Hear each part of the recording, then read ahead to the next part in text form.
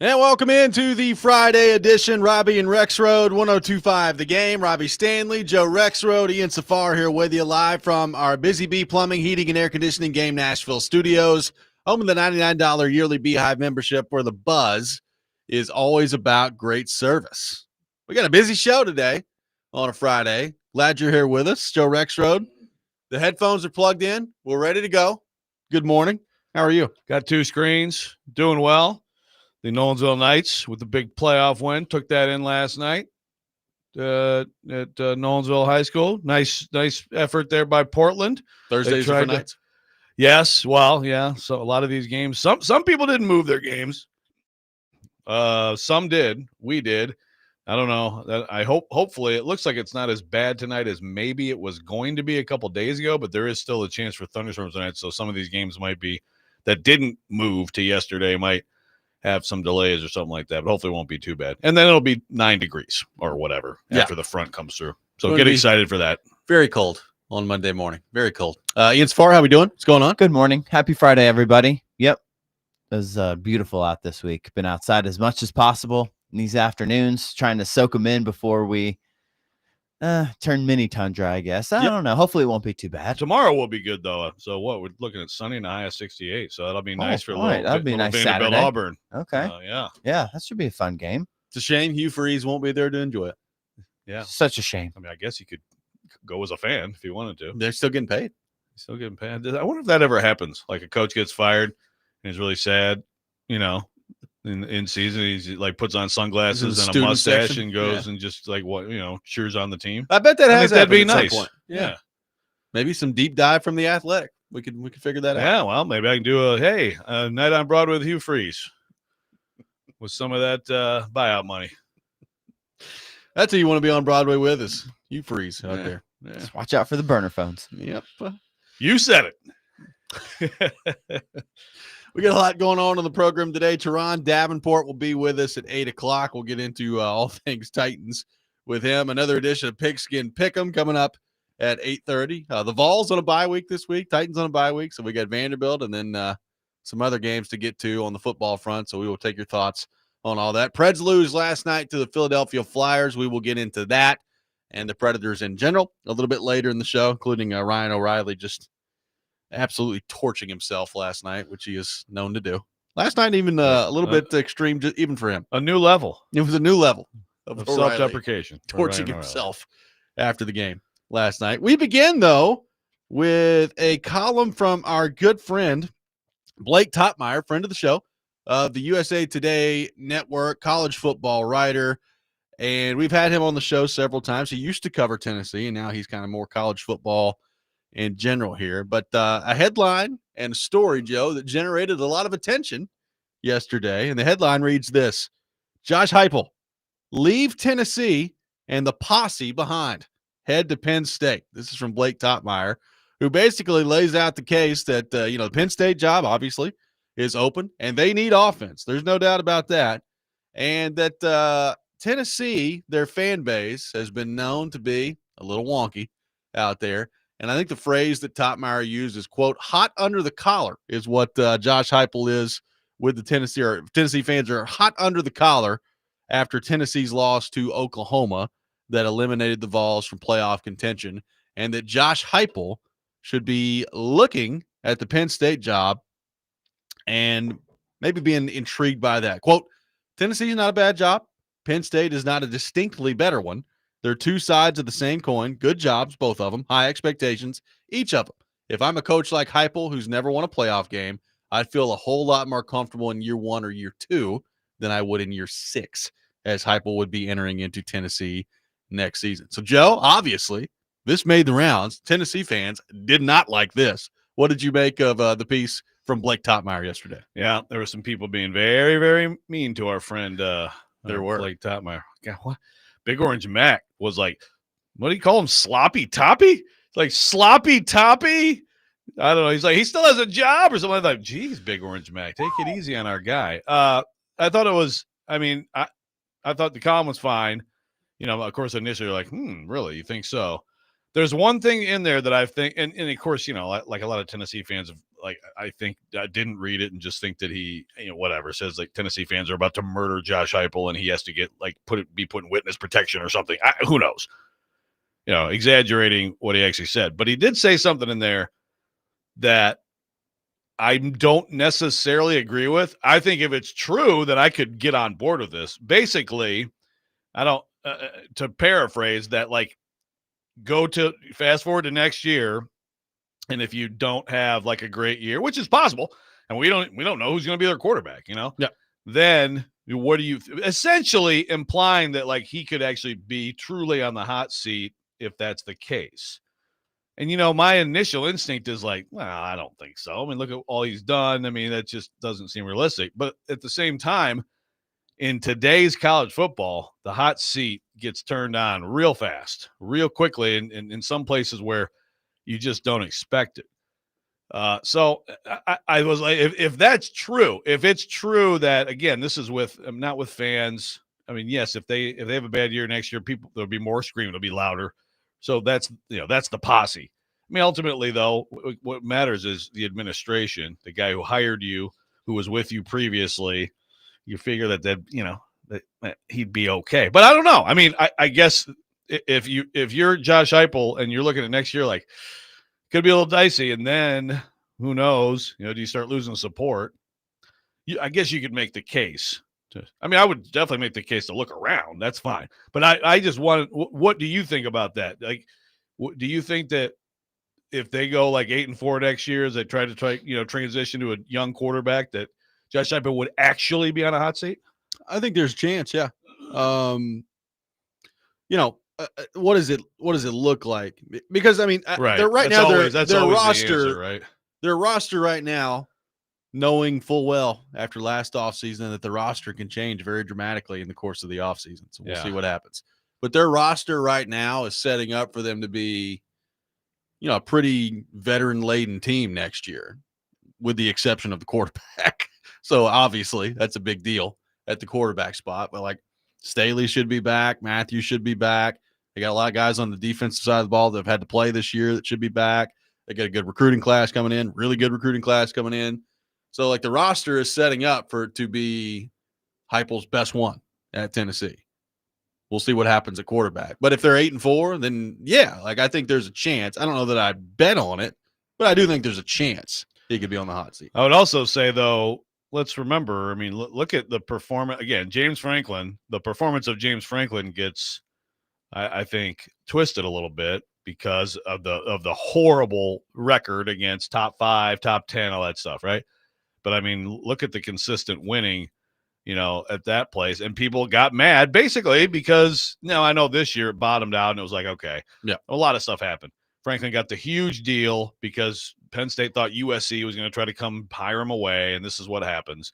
And so, he gets this ridiculous deal out of it, and then he gets a ridiculous buyout. He gets fired this year. They bottom out. But basically, okay, well, the next coach better be able to beat Ohio State. Right. So is that actually, with Josh Heupel actually, yeah, I understand the idea of, sure, you have the honeymoon period early, but I get that. But, ultimately, over time, is it actually a job with less pressure? It's probably easier access to the playoff. I mean, that's one thing that I would say. Like, in the Big Ten, I mean, every week I look at the Big Ten and the SEC schedules, and I'm like, well, there's one Big Ten game I guess I want to watch. Yeah. And then the SEC, there's about 4 or 5 that look pretty awesome. I mean, you will go to the playoff probably over 10 years at Penn State. I would guess more than you would at Tennessee, just because you're in a weaker league. Yeah, I don't think there's any doubt about that. I just, like, if you're Heupel, here's I guess the one issue that I took with the Topmeyer column. How hot under the collar is Josh Heupel from the fan base right now? I don't think it's really that hot. Like, I think there are some, loud people who got mad after the Oklahoma game that since then a lot of them have walked back. That really means nothing to the administration. Like, I don't think Josh Heupel is in serious danger right now at all from the administration of losing his job. Now, could that change quickly? Of course it could next year. But, like, if you're Heupel, you could look at it as, well, this could change pretty quickly if I'm not successful next year, Or you could look at it the way I think he probably does, which is, man, I got a pretty darn good team coming back next year. And I think I'm going to be fine. So I don't know. Like, look, Heupel has never struck me as the type of guy who's like scared of failure out there, I guess is the way I would put it. Like, I think he probably looks at the roster next year and says, yeah, we might be pretty darn good. Like, I'm not that worried about it. That's probably the way he's looking at it. And some of it is what he thinks right now about the two quarterbacks, right? Like, does he believe one or both actually can come in and, okay, let's go full speed ahead? Yeah. But I agree. I mean, yeah, I did like of course I went to my weekly message board thing. I was like, yeah, I'm going to go Tennessee fans this week. And basically, again, if you really, again, you can always find the goofballs like on message board geniuses. You can always find them. They're like, fire everybody, whatever, deport them, But yeah, like largely there was a poll on, I think on the Vol, or I don't know if it was VolQuest or 24/7, but it was like overwhelmingly like he's fine, or we support him but a little bit worried, whereas a tiny little percentage is like fire him, and a tiny little percentage is also like he's elite, and that's fine. I mean, I think that's fair right now.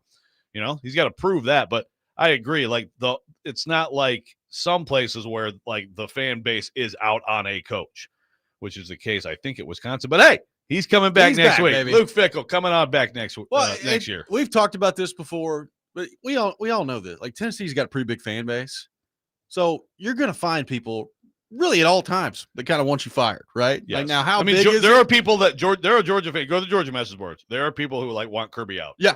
He's not maximized. It's like, okay, yeah, this isn't what it was 3 years ago. I want him out. Okay, well, good call. Look, if Ryan Day loses to Michigan again this year, despite having just won a national championship and won every game since then, there will be a lot of people that want him fired. Yes. So there are people who are like, I like the national title, but damn it, don't lose to Michigan. I say all those things to say, like, I don't think Heupel's in any danger right now. The fan base is big enough where there's always going to be people that want you out. And I also recognize that in today's college football landscape, it could change pretty quickly. I mean, less than a year ago, Penn State was winning 2 playoff games, and the coach got fired halfway into the year. So, I mean, it could change very quickly in today's college football. Yeah, exactly. So, but I do, that's also, like, for example, at Wisconsin, well, Chris McIntosh, who, used to play at Wisconsin, he's their AD. He's the guy who went all in on Fickell and hired him. And so you see that. And, that's a big part of it. At some of these firings, it's not the AD who hired the coach who does the firing. And, of course, at Tennessee, to me, even if the fan base gets to the point where they actually like a majority out on Heupel, I still think that I still think that there's probably more leeway than in a lot of places because of the relationship. 615-737-1025 is our phone number, 615-737-1025. Josh Heupel at Tennessee. Should he be looking around elsewhere to escape the mob, as Blake Topmeyer put it? Plus, another connection to Penn State that involves a local coach around here. We'll get into all that. Robby and Rexrode, 1025, The Game.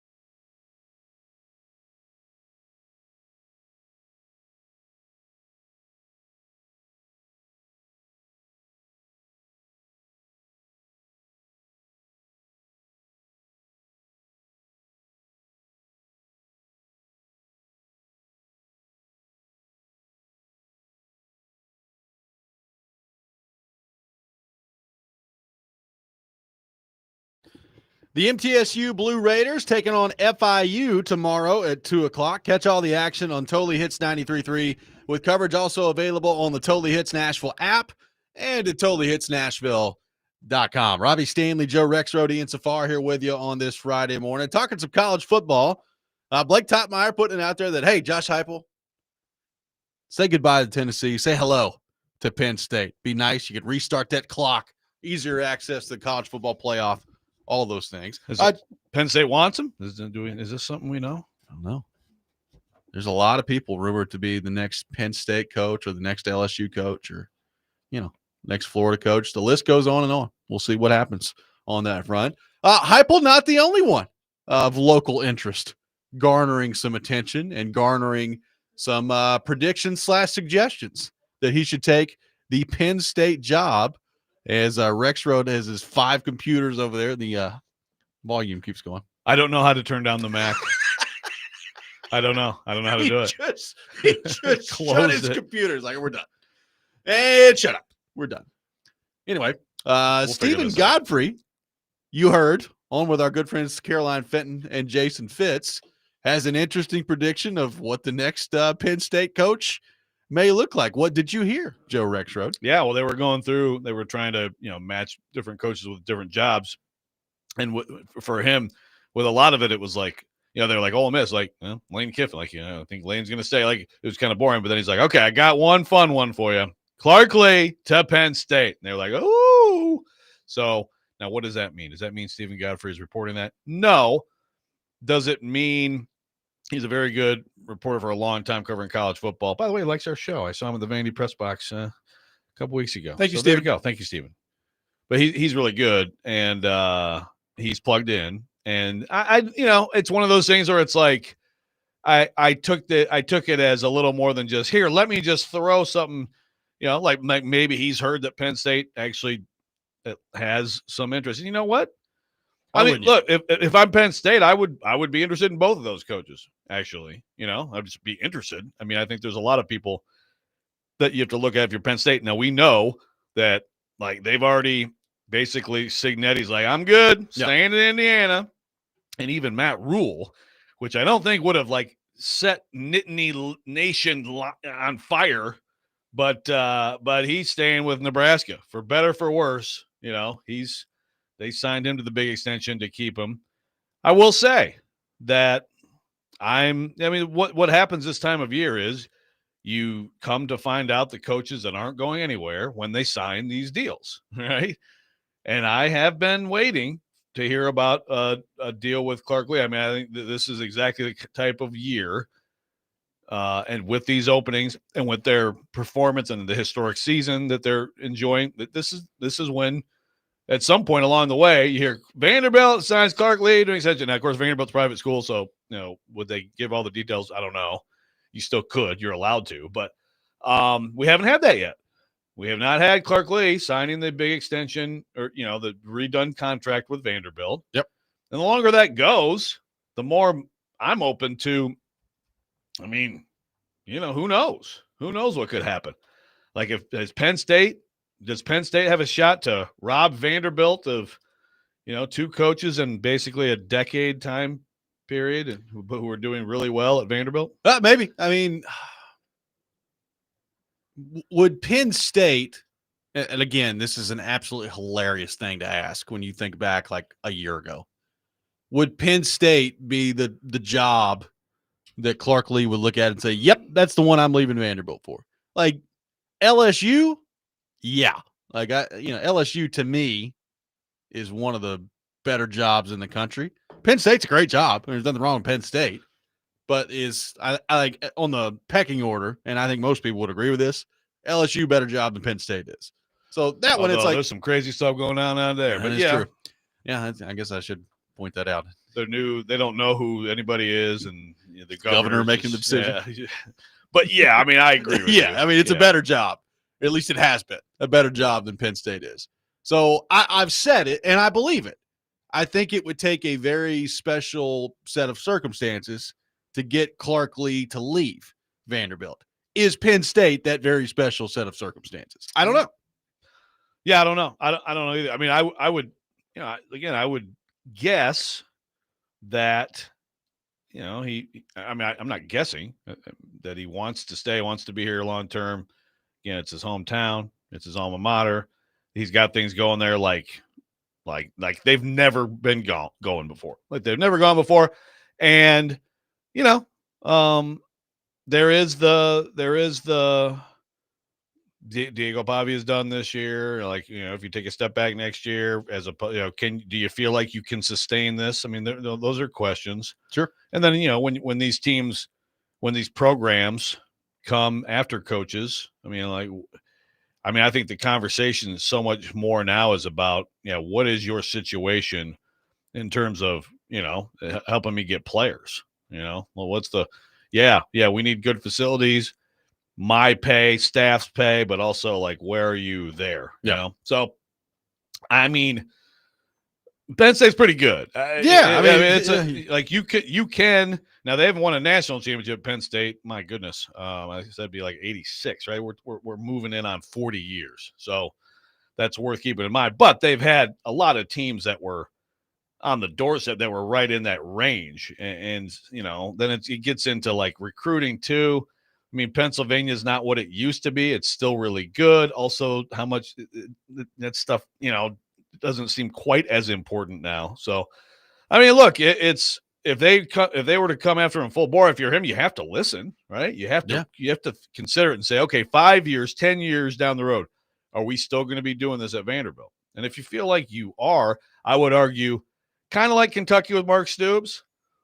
It's a pretty good deal. Like, of course you want to try to win championships. You want to go as far as you can go, but like you go 8-4 and everybody's happy. Yeah. That's just reality. Yeah. You're always dealing with a different thing when you're talking about somebody's alma mater and where they played.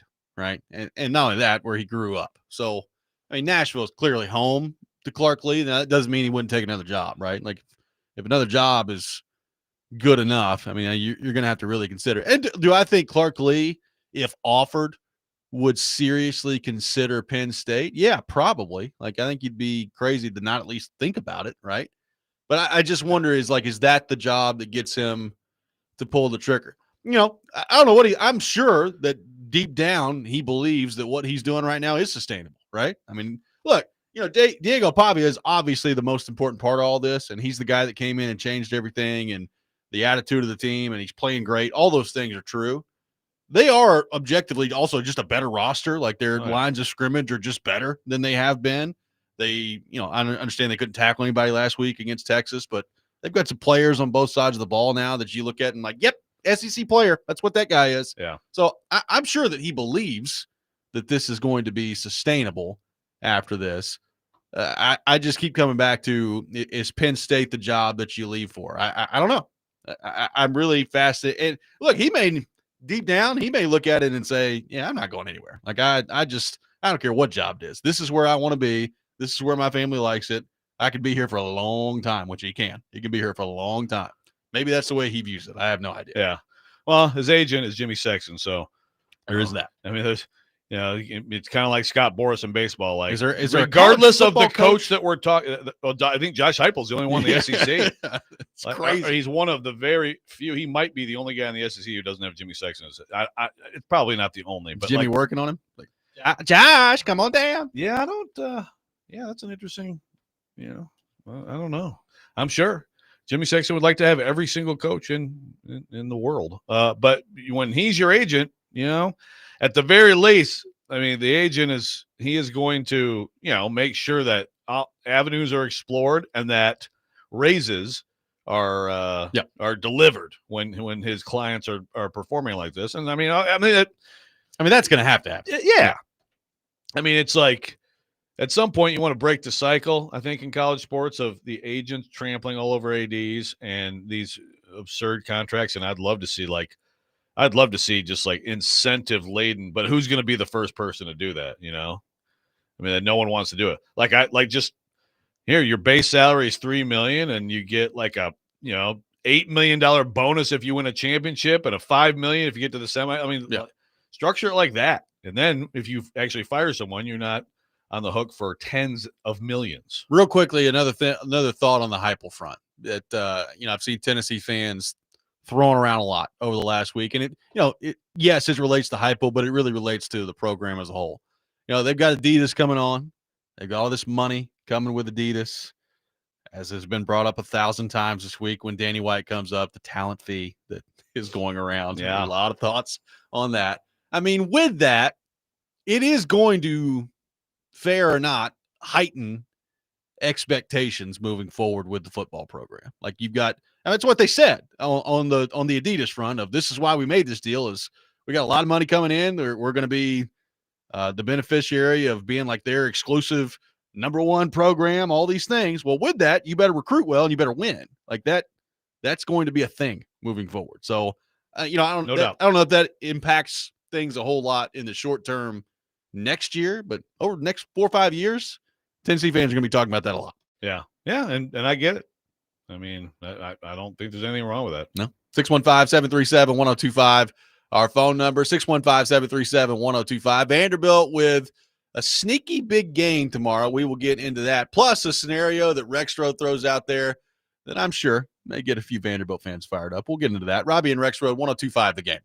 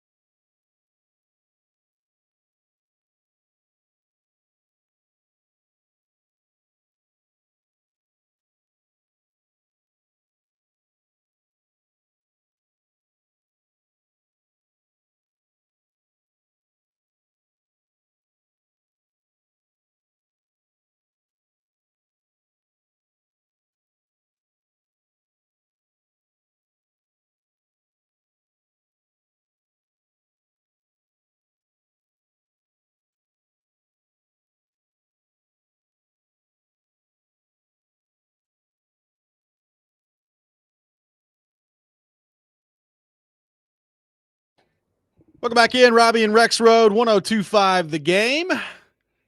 Taking your thoughts on our phone and text lines, driven by WilsonCountyHyundai.com, 615-737-1025. Our phone number, 615-737-1025. Vanderbilt with a sneaky big game against Auburn coming up tomorrow. We'll get into that here in just a second. But first, an interesting scenario that Rexrode has concocted. You know, when Rexrode gets that brain going, it's a beautiful thing.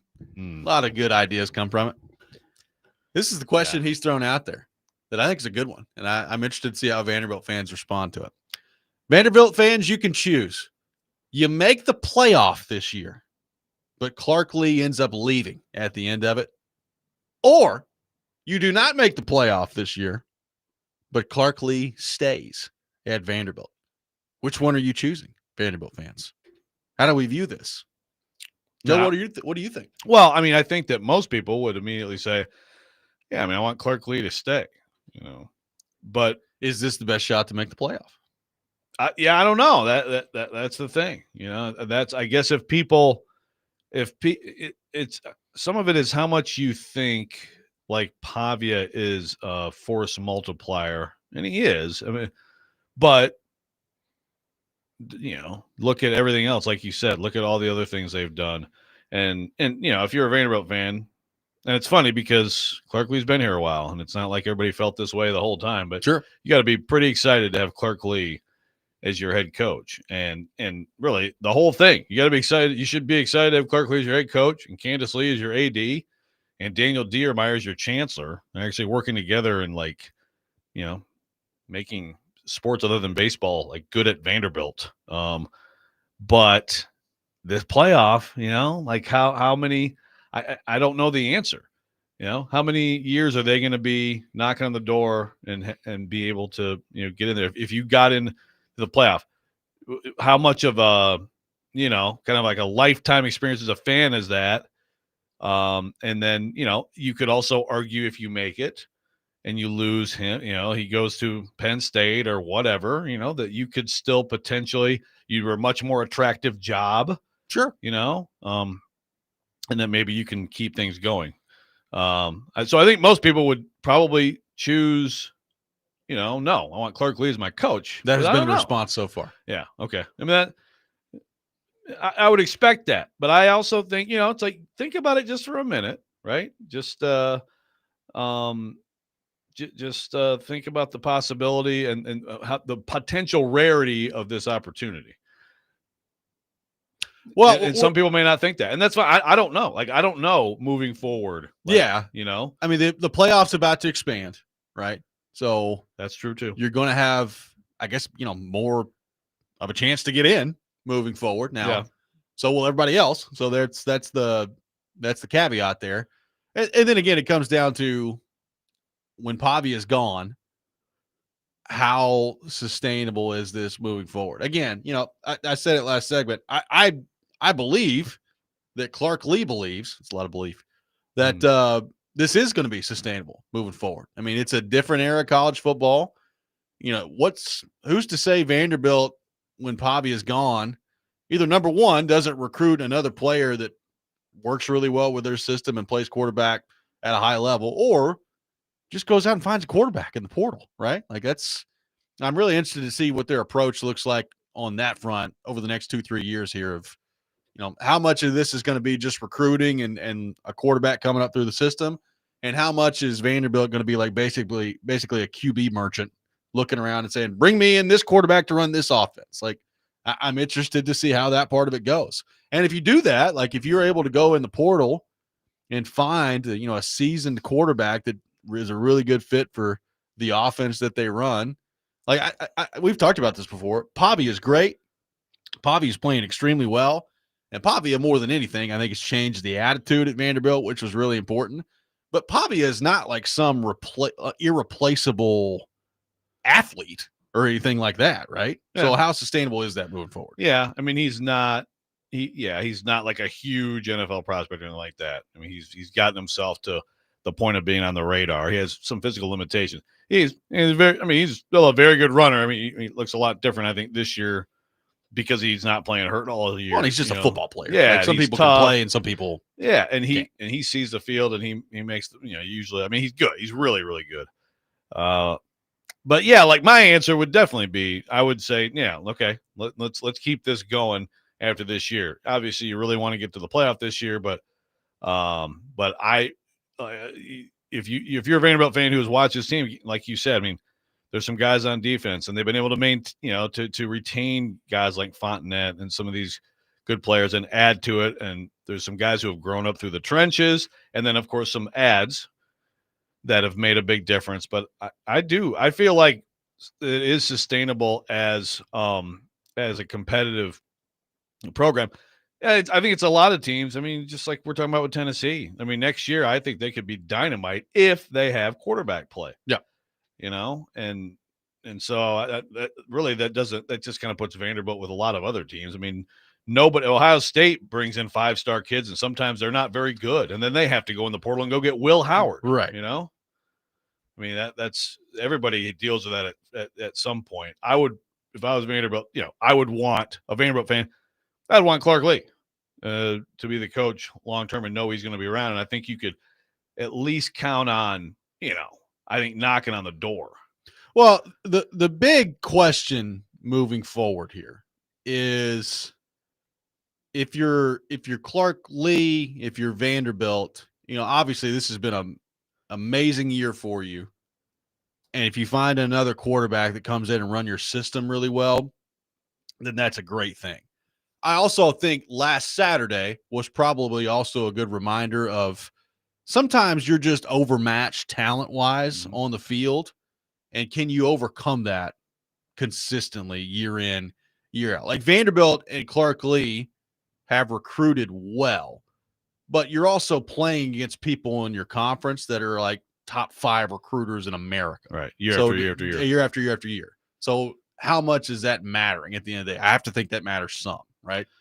Yeah. Like I think they probably went through the film, and a lot of those guys are like, I mean, I can make that tackle. I can tackle that guy, but talent does kind of over time, but you're in that position 10 times and, like 3 of them or whatever, like that guy, you can't tackle him. Like there is a talent difference. It did look like a much more talented team beating up on a much less talented team for a lot of that game. Like right now, and Vanderbilt, fought back and all that, but yeah, like right now on the On3 composite rankings for 2026, Vanderbilt is 39th, which is pretty good for them, right? Like it's not bad.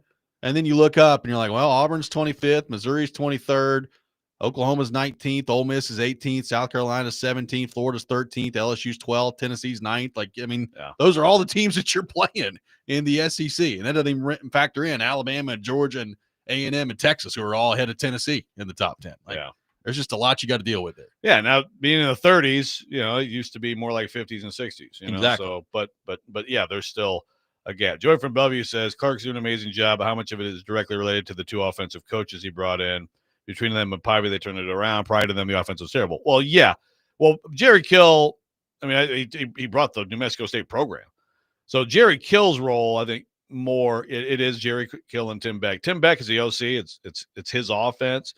Jerry Kill, I think, is almost more like Clark's like Coach Yoda, advisor. He does stuff around the building. I think that it's really important. But yeah, I mean, absolutely. So there's another thing. Like obviously, you're losing Pavia.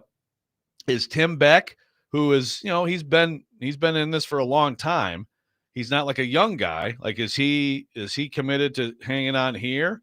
Does he want to go, try to be a head coach? Something, I don't know. I mean, that's another question too. But yeah, they changed the offense. I love the offense that they run. Yeah. I think it's great.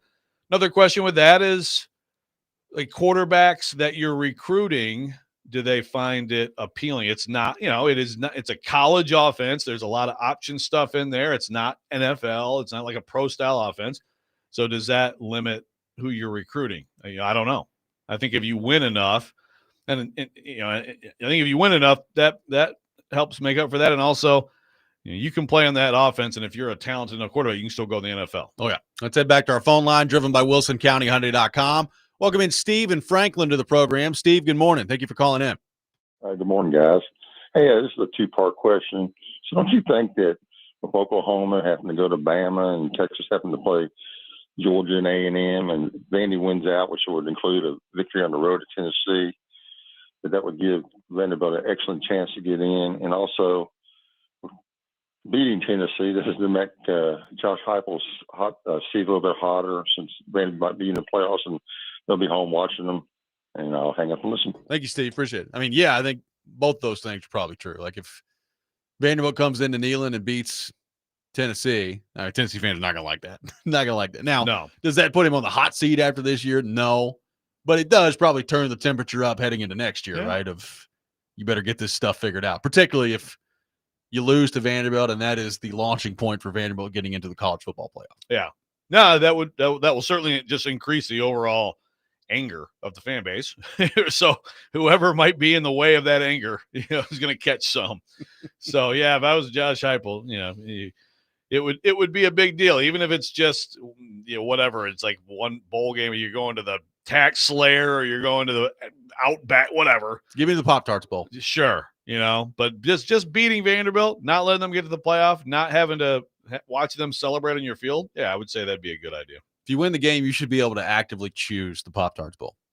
Like, we beat Vanderbilt, Pop-Tarts Bowl. Send us there. What about mayo? You don't want some No. little mayo on those Pop-Tarts? No. So did I say earlier? Gross. Yeah.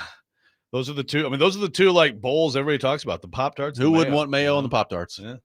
By the way, did I say wrong earlier about Matt Rule, Nebraska? Someone said, did I say like Oklahoma or something? Matt Rule is Nebraska, if I said it wrong earlier. I thought you said it right. No, I think you're good. Okay. I don't know. Someone on the text line making it seem like I said it wrong. 615-737-1025, our phone number. We'll continue the Vanderbilt conversation. Plus, Titans fans, how relieved are you that there's no game this Sunday? We'll get into that as well. Robby and Rexrode, 1025 The Game.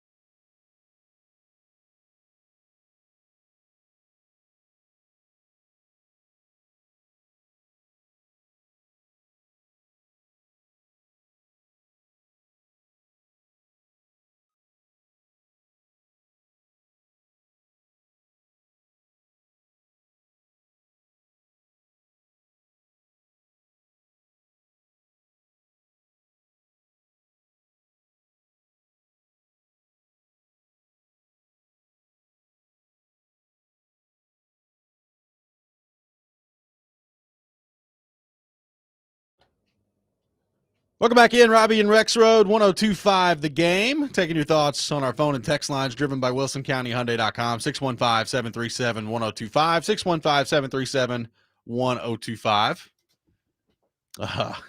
One texter says, I can't wait to watch the bye week, not the off week, beat the Titans. The bye week can score 30 on the Titans this week. It is nice to finally reach the bye week.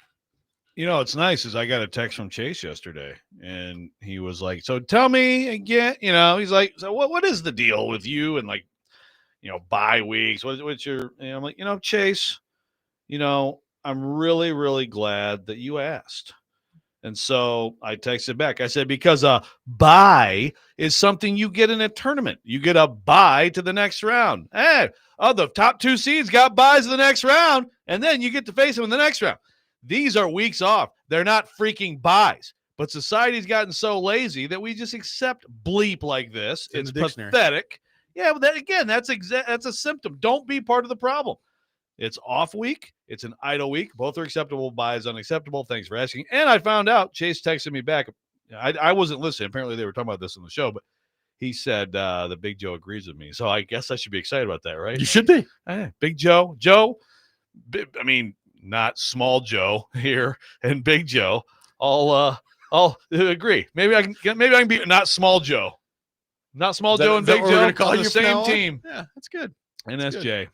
Yeah, that's what we need. So anyway, all of you people, if you want to, you can either be part of the solution or part of the problem. If you want to be part of society crumbling, then go ahead and keep calling it a bye week. It's not a tournament. Unless they're doing some stupid NBA in-season tournament in the NFL now, are they? I don't know. If I missed something, they should. Maybe. See, this would have been good for the rant, but it's I'm doing it an hour early. I mean, Titans fans, aren't you at least a little bit relieved that you don't have to watch them play this weekend? I mean, I know there's only I know I am. Once you get into the offseason, it's like, well, there's only so many weeks of football throughout the year, and then you go through this long stretch of not having any. So maybe you miss it at that time. I don't know if you're a Titans fan, you're going to miss what you've been watching so far this year. It's like, you know what? You guys go ahead, take your bye week. Go ahead, get to the end of the year here. We'll see you guys next August out there. But maybe it'll also, maybe it you have that week, and of course you can watch other NFL games. Sure. But maybe it helps you appreciate a little bit more. Like, well, you know what? Hey, Cam Ward, we all want Cam Ward to be good. Titans fans are hoping he's the number 1 pick worthy guy. So we get back to that. And like you said, I mean, it's like ripping on all the college bowl games, which we do. We talk about mayo, Pop-Tarts, and tax slang. But, football is for the most part, don't complain about having football. I can tell you one person who's very much looking forward to not watching the Titans on Sunday. That's me. Very much looking forward to not watching the Titans this Sunday. Need a week reprieve. And then I'll be fired up again next week. Yeah, I'm not sad. Not sad.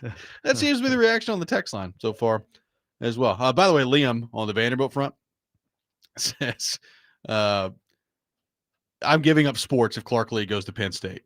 Might as well be the freaking Ravens at that point. That would be crazy if Penn State's last 2 hires both came from Vanderbilt. Yeah, Vanderbilt is just Penn State's feeder program. Yeah, that's the thing. So I assume, Liam, that you were up in arms a decade ago. I'm trying to think, it was after the 14 season, right? I think that's right.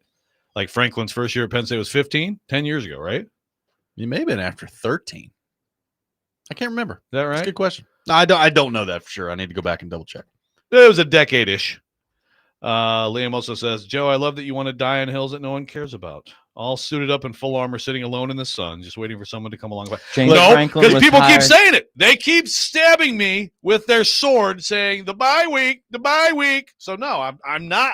I'm not alone in the sun. I keep getting attacked. Yeah. Ian, to your point, his last year was 13. Yeah, he was hired in 14, January 14. 14 was his first year at Penn State. Yep. Yes. Okay. All right, there you go. So it's been a little more than a decade. Thank you, Gover, who says bye week is the same lazy crap like how literally can now mean figuratively. Oh, there was another good rant. Thank you, Gover. Totally agree. And how guesstimate was just a mashup of 2 words. Go look at the dictionary. Is guesstimate in the dictionary? I don't know. It's a good question. But you know what, Gover? Like literally, my brain is melting from this. Literally. No, not literally. Figuratively, my brain is melting. See the difference? Here we Guesstimate is go. in the dictionary. Yes. See, I mean, so throw the It's an dictionary out. estimate usually made without adequate information is what guesstimate means. Yeah. So what we've learned is like dictionaries are worthless. I mean, that's basically. You take that up with Merriam-Webster. I don't know what to tell you. I mean, Noah Webster was a fine patriot. I know that. Yeah, we did learn that last year from Tony Vitello. I like how Mike Wilson went out there, by the way. Did you see that? No. Mike Wilson went out to San Fran. I was like, gee, Mike, I know you like covering him, but were you just like begging him to come home? Please come back. He went to his presser. I was like, Mike, say goodbye. One long embrace. By the way, speaking of football, I did not watch 1 second of the Broncos and the Raiders last night, other than to look at some highlights and say, I don't know why the Broncos don't wear those uniforms at all hours of the day every time. Beautiful stuff. But we talked with Charles about them yesterday. They just don't look all that good, and yet they end up winning these games, and now they're 8-2, but they win 10-7 last night against the Raiders. It's literally mind-numbing. There we go. Except it's figuratively mind-numbing. But no, it's terrible. I don't think they're good. It's funny because Patrick Mahomes and the Chiefs had a year like this, a couple years ago, right? Where they didn't look good on offense. They didn't look dominant in general, but they won all the close games. But it was Patrick Mahomes. Yeah. And so you're like, that's just a great team that wins close games. Denver, I don't believe in them at all. Got a really good defense. They do. They have a really good defense. They are really hard to watch on offense. And I mean, it's the freaking Raiders. Yeah. I mean, they have a great player on defense. I think they are. I think it is. We watch them. We watch them. They should have lost to the Titans. Yeah. They should have lost a lot of games. So if you're a Broncos fan, I mean, you got to feel good about the record. Like you're going to be in the playoffs, but I don't trust them at all. They got the Chiefs next week. Chiefs at home. That is a big one. And it's probably going to be a low scoring game. Yeah. They got the Raiders again in a couple weeks. Packers coming up. But it's like they got some good games scheduled in there, but you got the Commanders who won't have Jaden Daniels. You got the Jags. Who knows what that's going to look like. I mean, they're going to end up winning like 11 or 12 games. Yeah. So the Broncos and Colts, and again, I'm not trying to disrespect the Colts. Colts have looked very good for the most of the year. Like they have a legit good offense, but the Broncos and Colts are going to be like 12, 13 win teams in the playoffs, and I don't think either of them is winning a game. I'm sorry. 615 unless they play each other. 615-737-1025 is our phone number. The Predators lose last night to Philadelphia. Ryan O'Reilly, very harsh on himself after the game. We will hear some of that and get into where exactly do the Nashville Predators go from here. It's been a tough week for them. We'll get into that. Robby and Rexrode, 1025 The Game.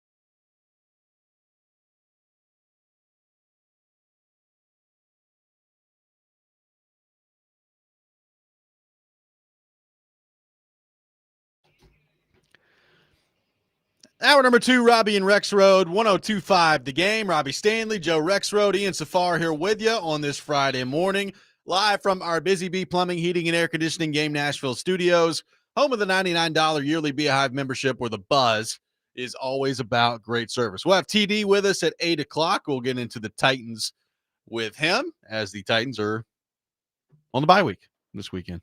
We'll see how much we can talk about it the rest of the show. Yeah, that's fine. Annual tradition. Annual tradition you want on the program. Annual. I mean, but it's you use this term all the time. You try to trigger me. You and Liam McLeod's throwing up the in sync bye. That was beautiful. Yeah, Flip that up. Yeah, there we go. Yep, good stuff. Oh God, we'll have the Rex Rant with Joe Rexrode later this hour as well. The Nashville Predators fall last night 3-1 at the hands of the Philadelphia Flyers. It was a game where they started really well. I mean, at one point, I think they were out shooting Philadelphia 9-1. They had out attempted them 22-3, and the game was 1-0 in the favor of the Predators. And then the game slowly started to become more even. Philadelphia had a few shifts where they turned things, and then they took over in the latter part of the game, and they end up skating away with the 3-1 win at Bridgestone Arena. It has been a tough week for the Predators. You have the regulation loss last night. You have the weird loss on Tuesday in Minnesota where the net gets knocked off and they just get awarded the goal. And I can tell you, there's some Predators people that are still quite upset. Have you weighed in on that, by the way? I mean, we know Andrew Burnett told us yesterday, obviously he wasn't happy with that. Well, the interpretation of the rule is, I mean, I guess there's a little bit of subjectivity to it, but like to me, he didn't score on the next shot. So how many chances does he get? Like, right. If you can't just sit there and have 5 rebounds, can you? Like, I don't know. So I think they blew the call. I think they got it wrong. There's a lot of debate about this around the NHL. Yeah. A lot of debate. I mean, like Russo and Pierre LeBrun are going at each other. A lot of debate about this. A little athletic on athletic. Yeah. So you had that on Tuesday. I mean, Monday, you had the game where you got it to overtime, good comeback, and then you lose with like a second left in overtime. So it's been a tough week for the Nashville Predators. And now, Joe, you start to look at the standings. And again, it's very early. It's not like they're out of it or anything, but you are 5-7-4, which means you've played 16 games and you won 5 of them to this point. Now I know you've scrounged together some points in overtime and it's better than the alternative, right? If you can stretch out some of these games to overtime, but the bottom line is you won 5 of your 16 games at the moment. And that is not going to get it done. That's not going to come close to getting it done. And I think we saw some frustration boil over in the locker room last night, led by Ryan O'Reilly, who was the lone goal scorer for the Predators last night, who, as we've talked about before on the show, is unusually hard on himself in losing performances by the Nashville Predators. And I think he probably took it to a different level last night. Here is a very frustrated Ryan O'Reilly after the game. The scoreboard, what do you think here tonight? Yeah, disappointing. Yeah, it's just disappointing. Ryan, what's the most frustrating part about, you guys come out hot and then you kind of just let it go? Yeah, actually a chance to take full control of the game. We didn't let them come back in and they pushed back and it didn't happen. I know for myself, number one center and just turn the puck over everywhere. And can't make a 6-foot pass to save my life. So you're not going to have much success if, I'm playing pathetic like that. So it's stupid. I don't know the answer. I've had one good year in my career, and I don't have any answers. That's for sure. You talked about it this morning. You guys spent a lot of time in the offensive zone. Are you happy with the process that you're seeing in the offensive zone right now? Where do you think you guys are there? It's nice having the puck in the offensive zone, but you don't win games. It's disappointing. I'm pissed off. That's just you want to win games. It's as simple as that. Yeah, it's better than defending the whole time, but better defend the whole time and win a game than the other way around. So it's. Yeah, just simple as that. Yeah, obviously, I don't know much of what to say. Disappointed with myself. It's disappointed in the group. We gotta, there's good things, but it's just we gotta find a way to win games. And I don't know what that is exactly. Sorry, that frustration is it really just this game, or is it a cumulative effect of kind of things that have happened over the course of the season? Yeah, I know other guys feel it too. In the last few games, I've been making mistakes left and right that normally I don't do. So it's. Yeah, I can't expect a win like that. yeah, it's frustration everywhere. But guys are working. A lot of guys are working and doing what they can. And just it falls on leadership and the big guys. We have to be the ones to get out of it. And yeah, definitely disappointed with that. That was Ryan O'Reilly after the game last night. I'm the worst player of all time. I will say, like, I almost had to look away from people last night. I was like, here he goes. Because I've come to expect it. Like, I don't know that I've ever been around a player that, like, if they lose a game walking into it, that he is going to put every last part of it on himself, and it to an extreme level. But when he said, I don't know, I've only had one good year, I had to look away. I was like, I can't do this. The guy has played 1,168 games. He's got 834 career points. He's won a Stanley Cup. He's been a playoff MVP. He's probably, at least likely, going to the Hall of Fame. I can't wait for that speech. Yeah. Hey, guys, I should have played basketball or maybe, curling. I don't know. I suck at hockey. Thanks, though. A lot of frustration last night. I've had one good year in my career. That was Ryan O'Reilly after the game last night. That's where things stand with him. I've had like 9 good shifts in my going back to youth hockey. I counted them up. 9. Like what? I mean, I guess if you don't laugh, you have to cry a little bit. But I feel. Man.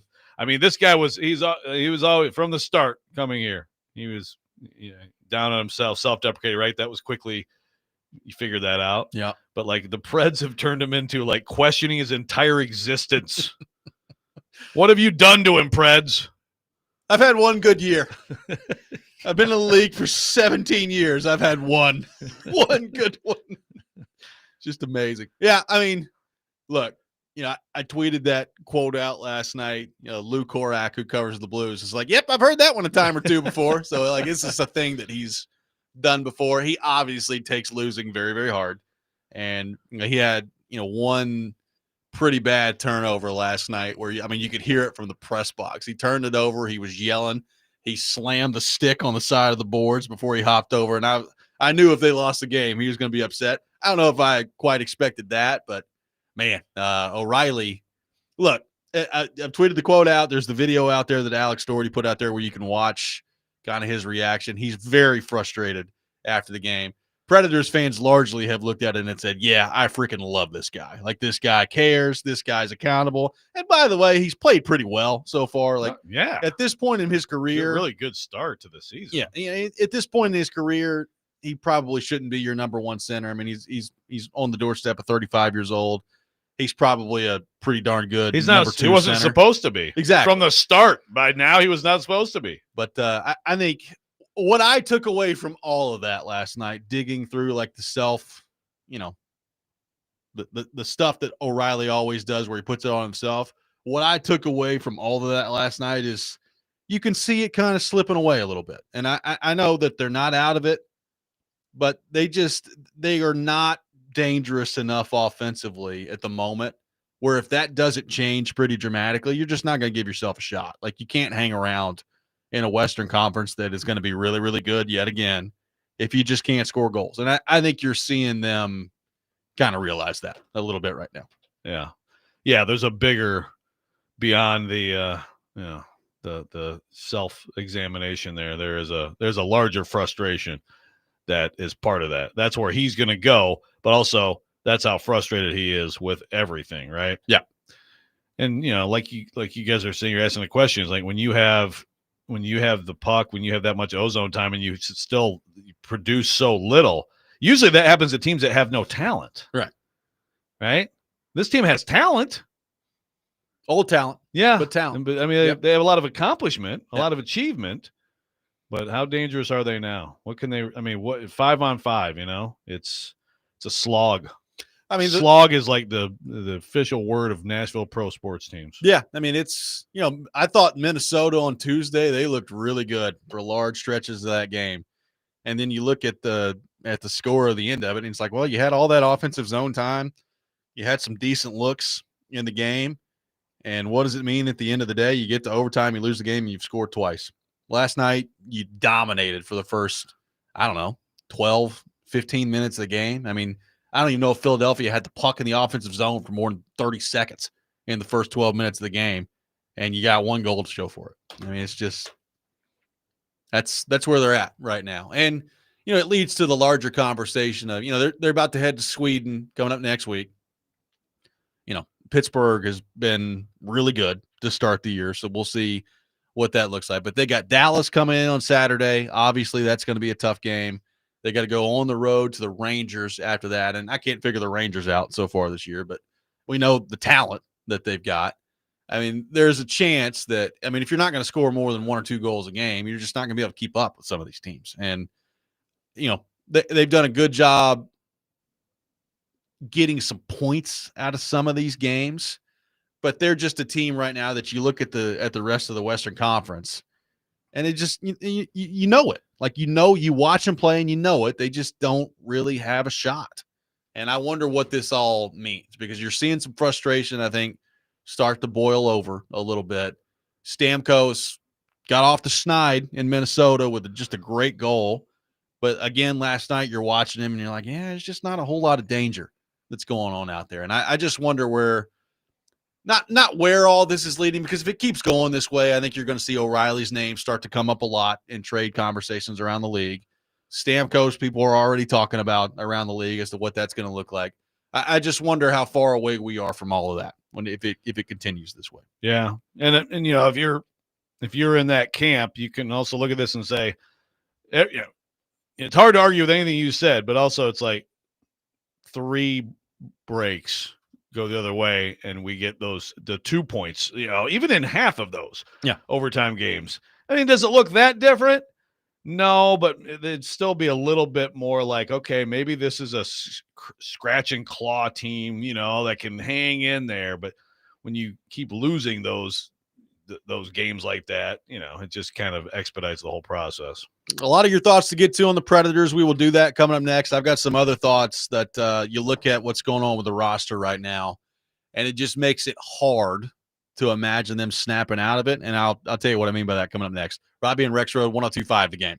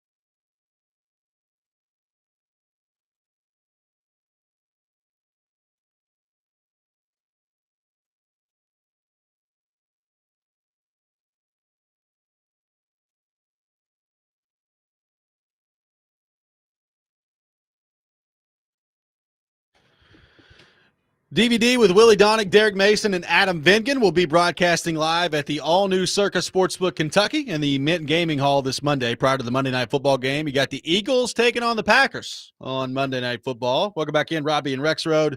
Taking your thoughts on our phone and text lines driven by WilsonCountyHyundai.com. We'll have the Rex Rant with Joe Rexrode later this hour coming up at 7:45. Preds lose last night 3-1 to the Philadelphia Flyers. We were taking your thoughts on the Predators, a very harsh Ryan O'Reilly on himself after the game.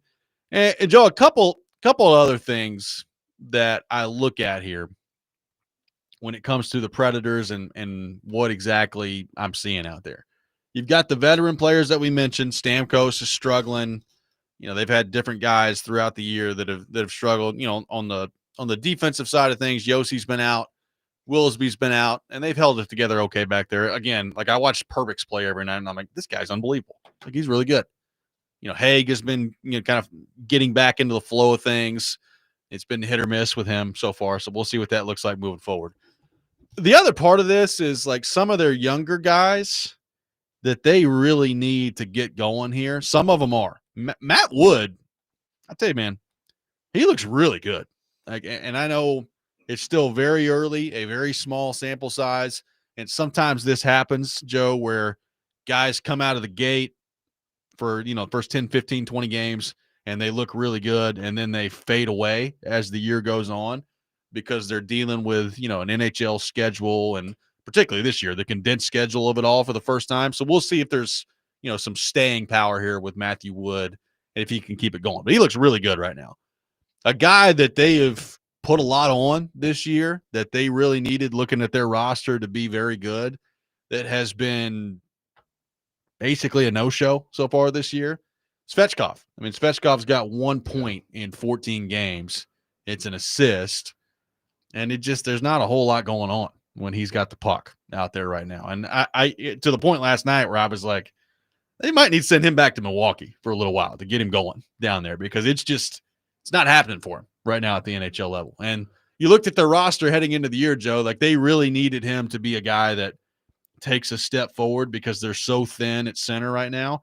And it's not happening for him offensively at the moment. Yeah. And there's just been too many outcomes like that, right? I mean, Matthew Wood, I agree, big, rangy, just looks like he belongs out there.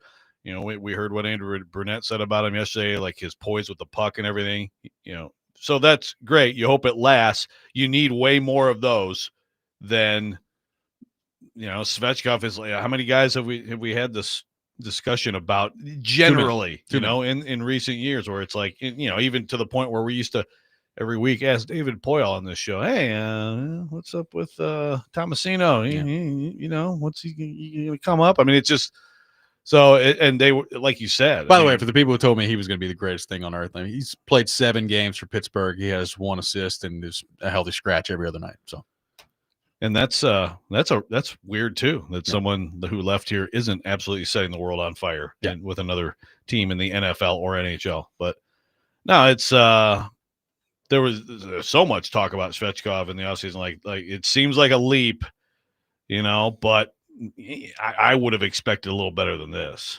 Yeah, like I think earlier in the year he was probably trying too hard, and there were some plays available to him that he just didn't take because he was trying to do too much. And you know, you got to pass over to your right, and you're trying to go through 2 guys. It's just sometimes that works, sometimes most of the time it doesn't in the NHL. And then since then, I think there's probably a little bit of a confidence issue. There's just not a whole lot going on out there when he's got the puck right now. And unfortunately, with where they are, like you look at their center depth, and like I said, O'Reilly's having a good start to the year, but O'Reilly should not be your number 1 center at this stage of his career. And your other options right now are Svechkov, Eric Haula, who was also nowhere near a number 1 center at this stage of his career, has never been a number 1 center in his career. Or you can like screw around and move Stamkos from the wing to the center, which they've publicly stated they do not want to do, and already have had to do it a couple of times this year. So they're just in a really bad spot right now at center. And we've talked about this a billion times, but it's impossible to win on a consistent basis in the NHL if you're bad at that spot. And right now they're bad at that spot. There's no other way about it. I mean, it's just depressing, I would think, for Preds fans that like all the things we talked about all off season as concerns, it's just exactly how it's played out. And I understand that it's not easy to find an answer. Like at some point, Brady Martin, and all that, but like, it's just, again, go back to, we're talking O'Reilly today, go back to the day that they signed him. I mean, I would say that Barry Trotz on that day was like, basically like exciting about the signing, and the downshift is going to happen. Yeah. Well, they haven't been able to downshift him at all. Well, and we've gotten to the point now where Brunette is starting to say like some of the same things he said last year in terms of like, well, there's a certain way you got to play, and when you don't do it on a consistent basis, like you're just making mistakes that are going to lead to losses. And he was talking last night about how, the effort's there, which I agree. Like, it's not like they're not trying out there. The effort is there, but sometimes there's a little bit too much of wanting to do your own thing because the offense isn't working for you. And I can't tell you how many times I heard that last year of wanting to do your own thing out there and forcing things that aren't there. And just, the natural question at some points, I think we're there with a lot of people, and I understand it, is, you've tried a lot of things. You've tried, bringing up some new players. You've tried every different line combination imaginable at this point over the last couple of years. At what point do you just look at it and say, you know what? Even if we still believe Andrew Brunette's going to end up being a really good coach in this league one day, do you reach a point here pretty soon where you just have to do it? Like, you just have to pull the plug and see if a coaching change can ignite something here. Will it ignite something? I mean, I kind of have my doubts because of what I just talked about of, like, I think there's only so much you're going to be able to do when your center depth looks like this, but maybe you do reach that point at some point here in the not too distant future. Yeah. In this league, you do. It does. They do. That's what happens. I'm keeping an open mind, on Barry and how he goes about things and how he views things as a coach who got afforded so much patience. But yeah, I mean, I doubt it would make that much of a difference, but I totally understand the line of thinking, right? Yeah. Because it just doesn't seem to be, again, at this point, if it's some of the same things that you're talking about, then okay, well then try to do something different with the same players. Well, and again, it goes back to a lot of what we talked about in the offseason of they are caught between two ends of the spectrum right now, where they got a bunch of older guys at forward, right? Like O'Reilly's approaching 35, Stamkos is 35, Marchessault's in his mid 30s. Forsberg looks great this last week or so. He's in his early 30s. Like they've got a bunch of guys that are in the 30s. They got a bunch of guys either here or coming up that are 20, 21, 22, 23, and they are real light on impactful forwards, especially that are, 25, 26, 27. Like McCarron is in that age range. Cole Smith is in that age range. Grinders. But those guys have done their job, I think, really well so far this year. And the penalty kill for sure is missing Cole. Like, you make all the Cole Smith jokes you want. He's been really good on the penalty kill this year, and they are missing him right now on the penalty kill. But again, like those guys, as important as they are and the roles that they play, I think they've been really good at them. Those ain't going to be the guys that are winning you and losing you a whole lot of games. No. And, between the two timelines, no doubt. But also I still like if you're between two timelines and that you've got reinforcements coming among those young guys and it's going to be like difference making NHL players. Okay, well, that's one thing. I don't know that. Yeah. We don't know that. No. I mean, the history suggests skepticism would be warranted there. The texter asked, when's the last time we drafted anybody who is a star for this team? I mean, I guess that would be Yossi. A star? I mean, it depends on your definition, but Saros would be there. I mean, as a goalie. But that's true. I mean, Saros, Yossi. You didn't draft Forsberg. So, yeah, it's been a minute. Yeah. Not great. 615-737-1025. Our phone number. A lot more of your thoughts to get to on the Preds. We will do that coming up next. The Rex Rant with Joe Rexrode at 7:45. TD coming up at 8 o'clock. All that ahead. Robby and Rexrode, 102.5 The Game.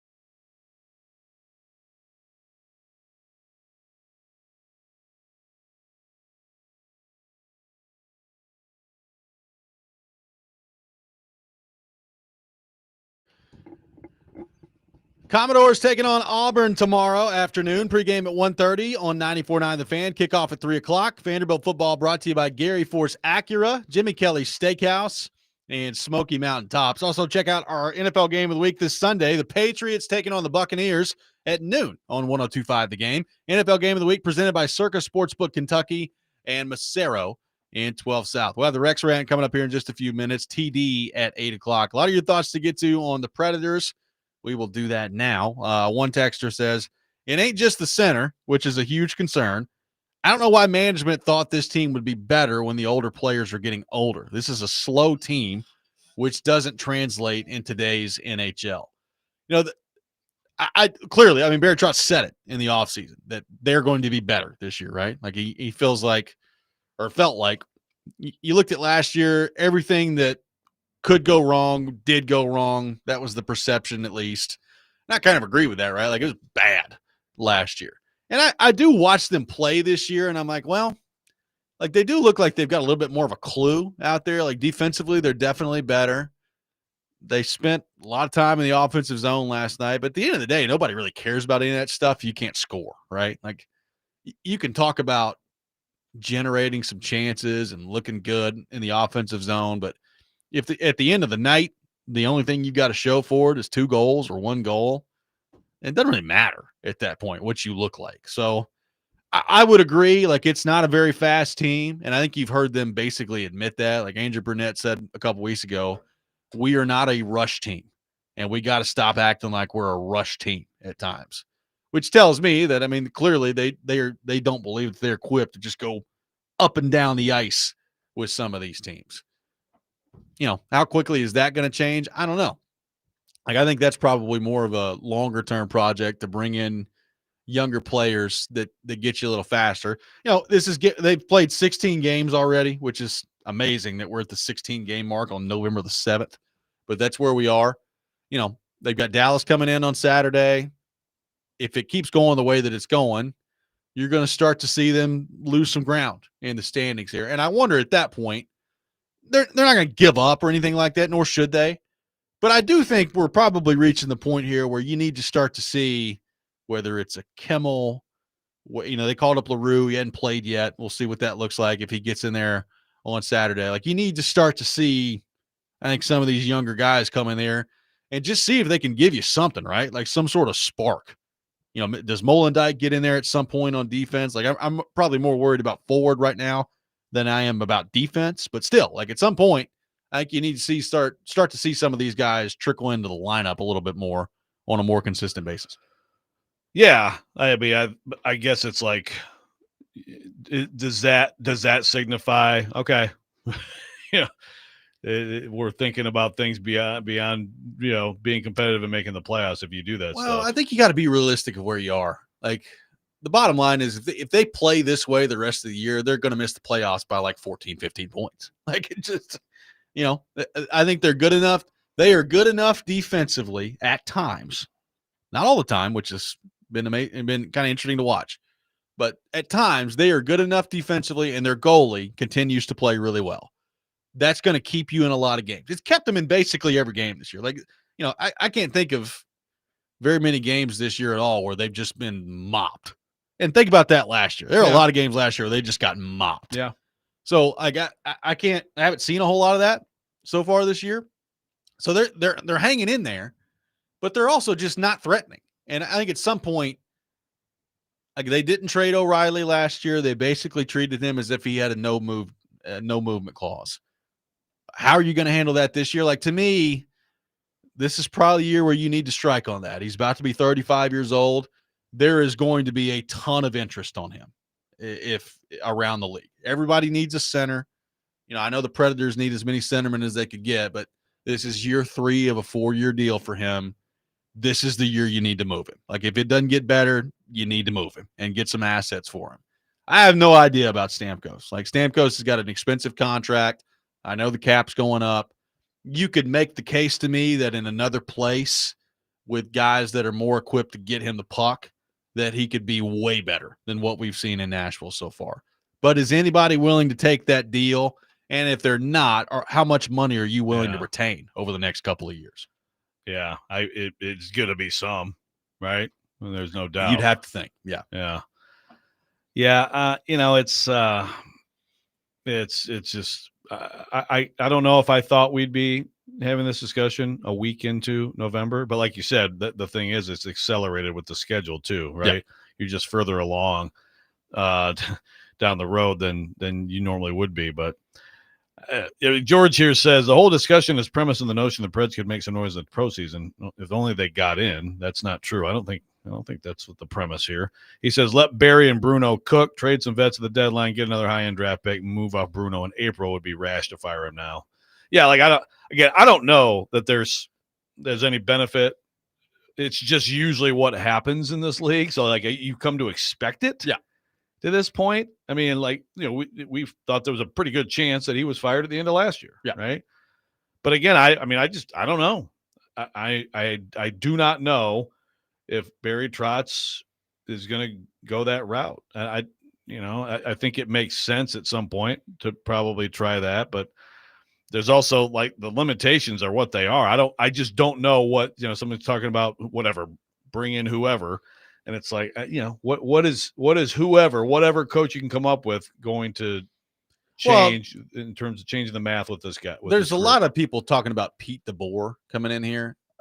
I don't know why Pete DeBoer would take this job right now. Like I don't think he would. I He takes jobs that you can win at right away. I think Pete and DeBoer he does.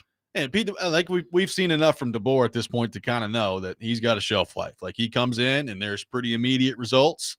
It's kind of similar to Laviolette over the years. It's pretty immediate results, and then he wears on people. And in the latest case, in a spectacular setting, you just sit down your franchise goalie after he gives up 2 shots. It did not go over well around the league. That guy's not good. So, yeah, like it's I don't think the DeBoer thing is going to happen here.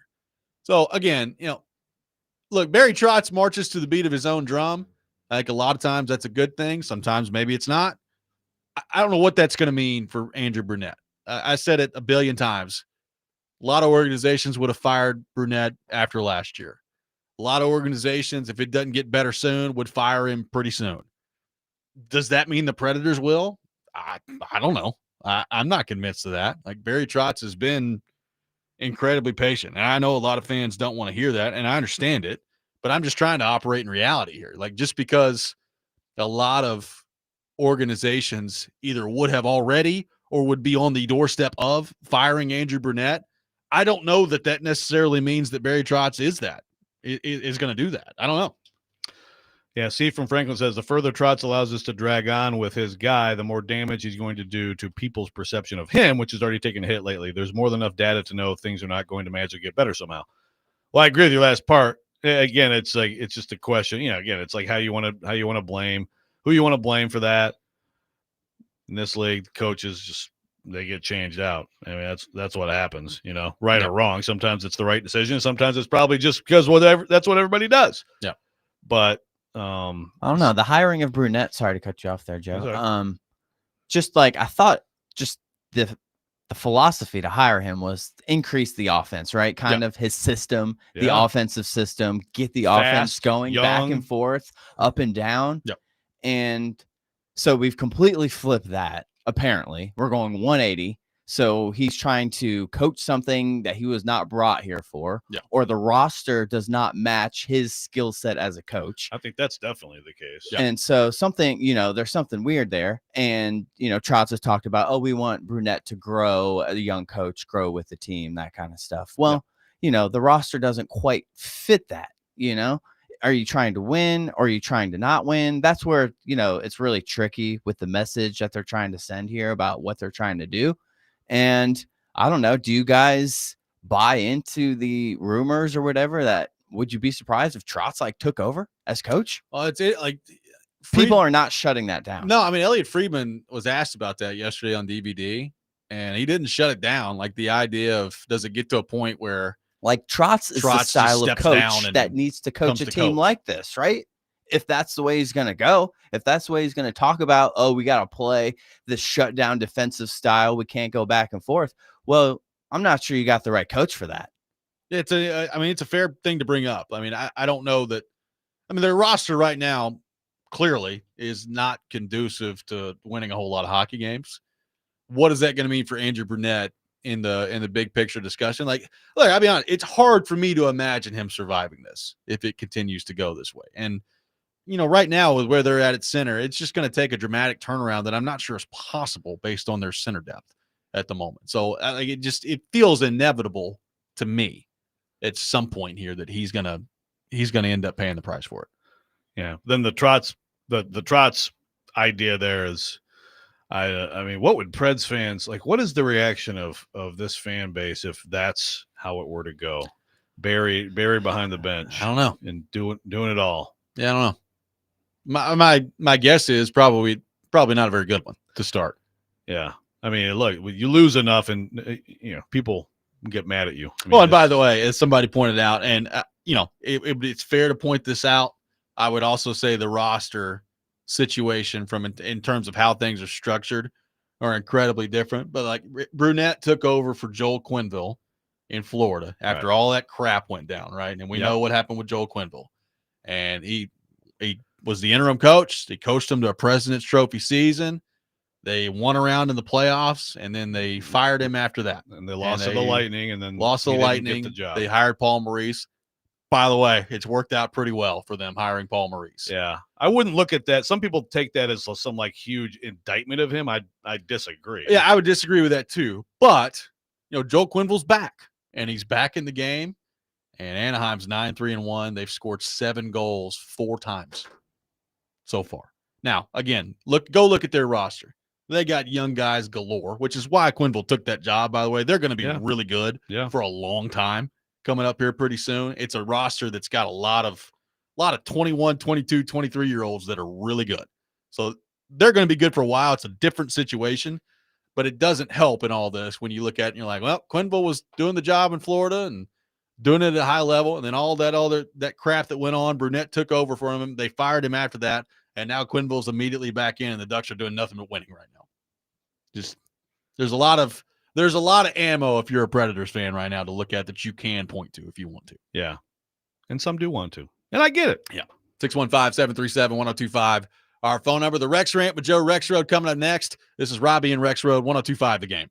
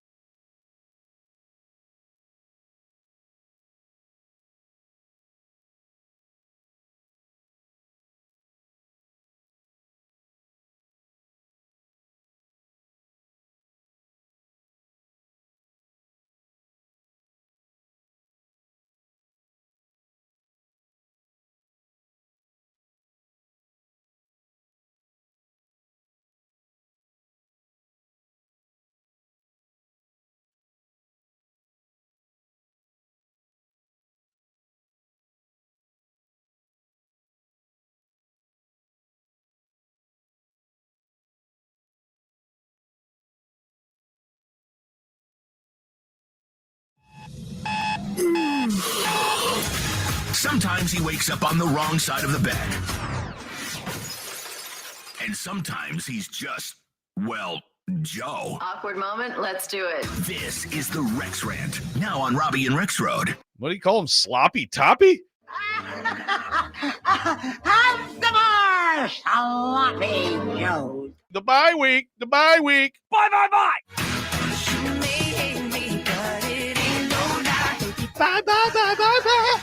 I mean, Noah Webster was a fine patriot. Tennessee fans are about to murder Josh Heupel. To me, this is the dumbest possible outcome. Literally, my brain is melting from this. Literally. What's up? This is Scott Stapp from Creed, and you're listening to Robby and Rexrode on 102.5 The Game. It is time for the Rex Rant, brought to you by Functional Medicine of Tennessee. Rise up to better health. Check them out at functionalmedicineoftennessee.net. Joseph, the floor is yours. God dang it. This two-computer thing is absolutely killing me because I You need a third. I mean, this is just insane. So I need to, because of that mashup, I need to go find this, which was pretty good today from, here we go. Okay. Yeah. So this is Dustin from Hopkinsville. Well, I just heard the news today. Seems the bye week is here to stay. Tears roll down Rexrode's face with arms wide open. And on and on. He has more lyrics too, but that was pretty good, Dustin. That was pretty good. Good job, buddy. Okay, so we can keep going with the Preds. A lot of reaction to that, but I have a quick thing I need to say. I think I've done this before. It's very hard to find a rant where like you haven't done. You tell me. I think I've done this before. Okay. Have I talked about what young ladies are wearing in public? I don't know that you've done that. I can't say for sure, but I don't know that you've done that. I mean, I have to be like, I gotta be careful in terms of I don't want to tick anyone in particular off. Okay. Yeah. But I took my daughter and her friends to a concert the other night, and I just like, how much more can we go in the direction of, hey, the best thing you can do as a young woman in the world is to wear as little as possible. Like, is this ever going to change? Yeah, I'm not looking forward to that. Is this trend ever going to change? I don't know. I don't think so. How could it keep going in this direction? I don't know. And I know that I'm at a total old man yelling at cloud, all that stuff. It is different. It is different when you have kids and they grow up and things like that. But I had two boys who came through, and so you have totally different concerns. And I just don't understand why it must be this way. Did you see the concert they went to the other night? What that person was wearing? I really didn't. Like, okay, yeah. It kind of may tell you something. Okay, yeah. I mean, look, I understand. Again, I'm not saying that everyone should be ensconcing themselves in velvet robes and wearing like huge oversized sweatshirts and jammy pants. I'm not saying that, but it's like I really don't like this trend, and it bothers me. Well, mine is just for like hey, it's cold, Yeah, it's getting colder out there. Well, yeah, and I did point out self-preservation. I did point out a little bit of like, hey, notice some people here going to the concert are wearing jackets. It's 52, but hey, you do you. Again, I'm trying to be, I don't want to be like, that's already embarrassing enough. To probably Monday, to be my child is probably embarrassing enough as it is. So you know what I mean. Well, maybe, but I'm just saying. It's kind of ridiculous. And it's like, I try to remove yourself from just being like the overprotective parent type thing and just look at it objectively, just look around and you're like, these kids are whatever. They're like 13 or whatever. They're 15. But even like adults, that's the main. You go out on Broad. It's like, is this, I don't know. You tell me, man. Like, I'm all for, I mean, look, let's put Charmed on. Is Alyssa Milano on Charmed? I don't like no Charmed on Friday. No Charmed on Friday. Okay. Unfortunately. So, but it's just like, I don't know. I feel like maybe we need to bounce back. A lot of people my age used to complain because it was like, oh yeah, when we were in our prime in the 90s in college, all the girls were wearing flannels, and then all of a sudden, it's total BS. But I was like, there's something to be said for like a little variety. Yeah. A little bit left of the imagination, maybe. Ethan from plaster this rant on Broadway for sure. I mean, I will say, if you've never been people watching, every now and then I'll head out of Bridgestone Arena after a hockey game, and I just look down the street. I'm like, man, there's a lot of stuff going on that street down there. What the world's going on out there? Yeah. Yeah. I mean, maybe I should go out on Broadway with like a microphone. You must repent. Repent now. A lot of wooing. Yeah, there was a lot of wooing. Ethan from Lawrenceburg says we're all going to be nudists before long. Another texter says, I have 2 daughters and fully endorse this rant. Thank you. Brian says, you're not being an old fart. It's disturbing when you see women dressed in such a way where they might as well just. Okay, I'm not going to read the rest of the text. Yeah, I was hoping you'd stop. Please stop. Stop. Nate says, I hope the trend moves on about 13 years with my current 2-year-old. And again, I'm not saying like, I'm not saying everybody wear loose flowing robes and stuff. I'm not like that much. Love your robe. Nice. Not like a total prude, but it's like, and I know it's like it's selfish. So you have a kid, but I think in general for society, why not try something different? I agree. I'm with you. Change it up a little bit. Yeah, change it up a little bit. Like pants. Yeah. Yeah. Just something. Pants that don't have like holes in the jeans either, as Saban pointed out a few years ago, which is now it's a fashion thing. Yeah, way to be up on the times there, Nick. 615-737-1025 is our phone number. We never talked Preds. I'm sorry. Will be with us. Ranted about this. Coming up next, we'll get his thoughts on all things Titans. Robby and Rexrode, 1025 The Game.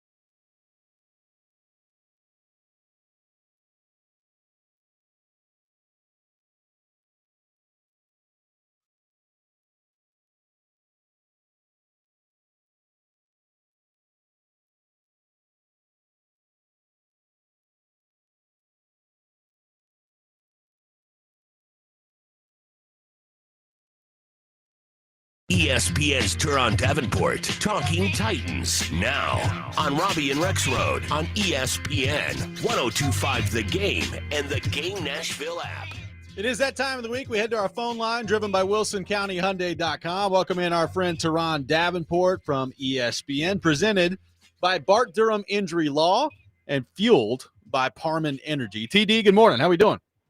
I am great. Good morning. How are you guys? Doing awesome, man. Appreciate you taking time to be with us this morning. TD, I thought it was a good press conference from Mike Borgonzi the other day, from the standpoint of, like, he didn't get up there and try to say as little as possible. I thought he did his best to be as forthcoming as he could be. What did you make of Borgonzi? What kind of stood out to you about that press conference?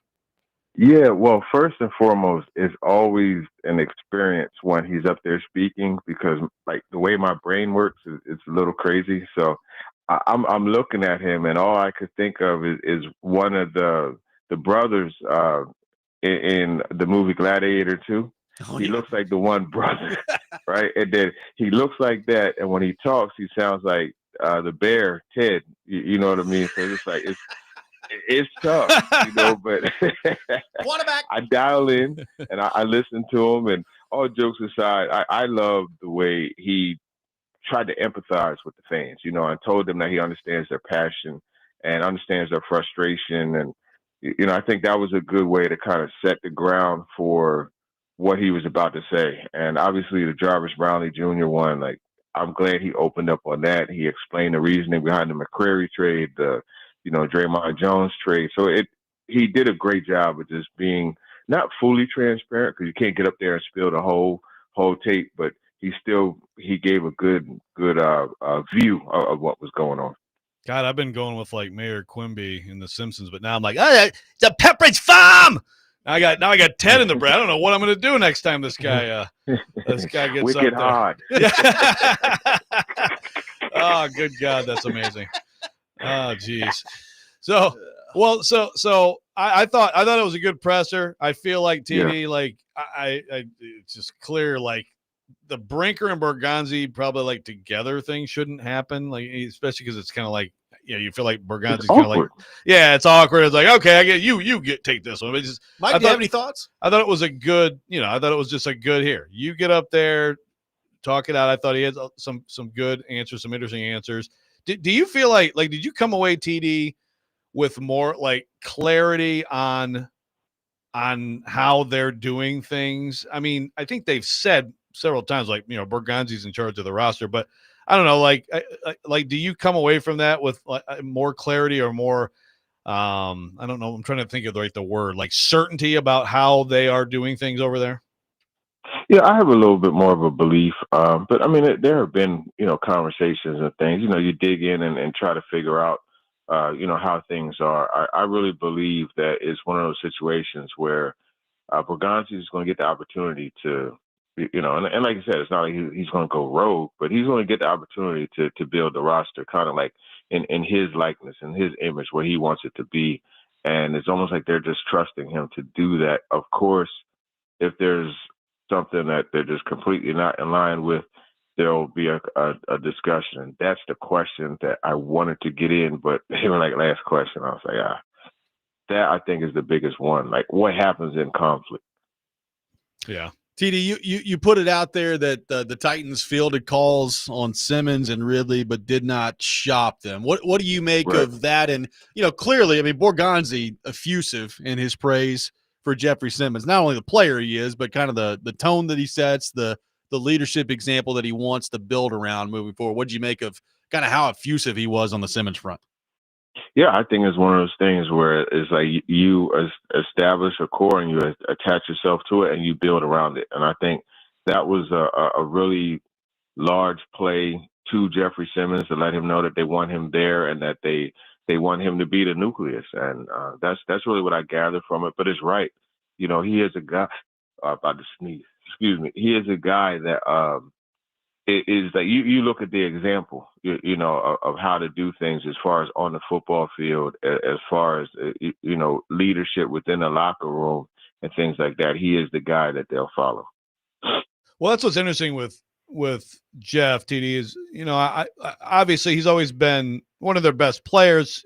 I think he's obviously playing better this year than he has the last couple of years. The weight loss seems to matter, but he's always been fiery guy, and all that. But I don't know if he's necessarily been like the leader or one of the top leaders on the team. But it sounds like they believe that he is. Do you think he's changed? Like, has he improved in that way behind the scenes in terms of, not just being a fiery guy who's going to, go out there and battle anybody, but also someone who does some of the leadership stuff behind the scenes that maybe guys like, like Kevin Byard, for example, maybe did, when he was here? Yeah, no, absolutely. I follow exactly what you're saying. He's one of those guys where, like, before it was always his play. You see him, and I talked about this on Next Man Up yesterday. Like, you go back to the game against the Commanders a few years ago, right? And Terry McLaurin caught a screen, and Jeffrey Simmons ran 18 or so yards down the field and tackled him. Those are the things. Or you look at the very next play, he went left to right and ran Carson Wentz out of bounds when Carson Wentz was trying to scramble, and then he didn't tap out. He played that next play. Like, that's an example. Like, okay, that's a guy that puts forth maximum effort. But to give you an example of the things that you don't see. So earlier this year, it was that same time when Mike Silver had the story about him stopping practice because he didn't like the effort that J.C. Latham was giving. Yeah. Well, that extended into the locker room. And I was there and I watched them interacting. And JC was looking at the tablet and Jeff was showing him. He was like, I couldn't make out exactly what he said, but it was to the extent of, like, that's unacceptable, right? And they were talking and they were going back and forth. And then, as he's walking away, like, he's still telling him, hey, you got to get more effort than that. So that's an example, like, not being afraid to call out somebody, you know what I mean? And let them know, hey, look, man, this isn't the standard, and that's an example of the leadership. So TD, obviously bye week coming up this weekend, and then you get prepared for the next part of the season here. I think Titans fans really excited about DK, and deservedly so, with the way that he's played. I guess one of the more disappointing parts of last Sunday's game was they didn't really get him going in the passing game the same way they did the week before. But overall, like, you got to be thrilled with what you've seen from him to this point. And I look at him and Io Manor, and they probably need to add another couple of guys, either via the draft and free agency in that receiver room. But I'm interested to see throughout the long NFL season, can they get Io Manor and DK going and improving more in the passing game in the second half of the year? It's I guess if you're going through this struggle, it's good that the quarterback and these two rookie receivers are going through it together. Yeah, excellent point, Robby. Exactly, because when you go through a struggle with somebody, when you come out on the other side of it, the bond is stronger, and just the ability to overcome any other adversity becomes stronger. So that's a great point. And I think to what you said, as far as getting those guys going, because if Io Manor and DK gets going, that means Cam gets going. Yep. So now you have your trio of young playmakers, and you absolutely cannot forget about Gunnar Helm. You got to put him in that mix too, because I think he's probably honestly the safest option for him as far as Cam Ward in the passing game. So getting all those guys going, to me, if I'm Bo Hardegree, I'm Mike McCoy, Nick Holtz, like, that's what I want. I want to get those guys going, because you get them going strong down the stretch, that's just going to help set you up for your next job. Now, it may not be the same capacity like QB coach / play caller. It may just be, offensive assistant, but still you're positioning yourself and showing, hey, look, man, like, I can make some lemonade out of lemons. Don't get it messed up. So I think that's a good point. So TD, there was smoke around a lot of guys, but T'Vondre Sweat, one of them, he's here. I'm no expert, and I certainly am the last person to be body shaming anybody else, but he doesn't look to me like he's in great shape, or that he's all that dynamic out there. I just, from your perspective, what is the belief in the building? I mean, Berganzi didn't draft him, but also, like, the belief in him and the I guess the upside people see in him. Like, do the Titans still think he can be more of a difference maker, more of a guy that you would take in the second round? Yeah, no, there's a belief still.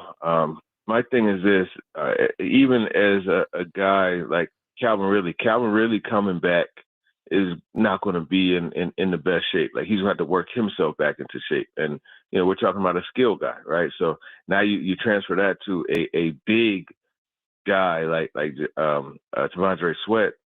It's going to take a little bit to get back in the swing of things. But I know that there's the player development program that they have. I think I know that's going to be something that is really being poured into him and getting him on track to the playmaker that he has the potential to be. Now, obviously, with Rand Carthon and Anthony Robinson not being there, it's a different support system and it's a different belief system because those guys, like we know the extra efforts they went to just to draft him, right, and then to help him develop. I think it's just a matter of getting the right program for him and getting him on that track like he was last year. And it's just finding the leaders, finding the mentors for him, and that's what's going on there. TD, last thing for you here. I mean, Borgonzi, going back to his presser, didn't want to get into the coaching search too much, understandably so, given the fact there's still a lot of football left to be played. But one thing he did say was, quote, "Me and Chad have had conversations, and it's important that it's not only a fit for the organization, we want a leader here. I don't care if it's defense or offense." Did that give you any sort of clue as to the style of coach that they may be looking at here? I think what it made me hone in on the leader part of it. And I think in this situation, I think their version of leader is a guy who has been there before, right? Not a new coach. Yeah. A guy who has had the position before. So that's kind of what I gathered from it. So, it could be your guy, Robby Mike McCarthy. It could be Matt Nagy, Arthur Smith, right? You look at the different, Robert Saleh. There's a lot of options there. So it made me feel like they're going to be more in that bucket right there. TD, great stuff as always, man. Appreciate you taking time to be with us this morning. Enjoy the bye week, and we will talk to you next week, my friend. All right, for sure, man. Appreciate you guys. Take care. Absolutely. Teron Davenport, presented by Bart Durham Injury Law and fueled by Parman Energy. We'll react to what TD had to say, have some of your thoughts to get to as well. 615-737-1025 is our phone number. Robby and Rexrode, 1025 The Game.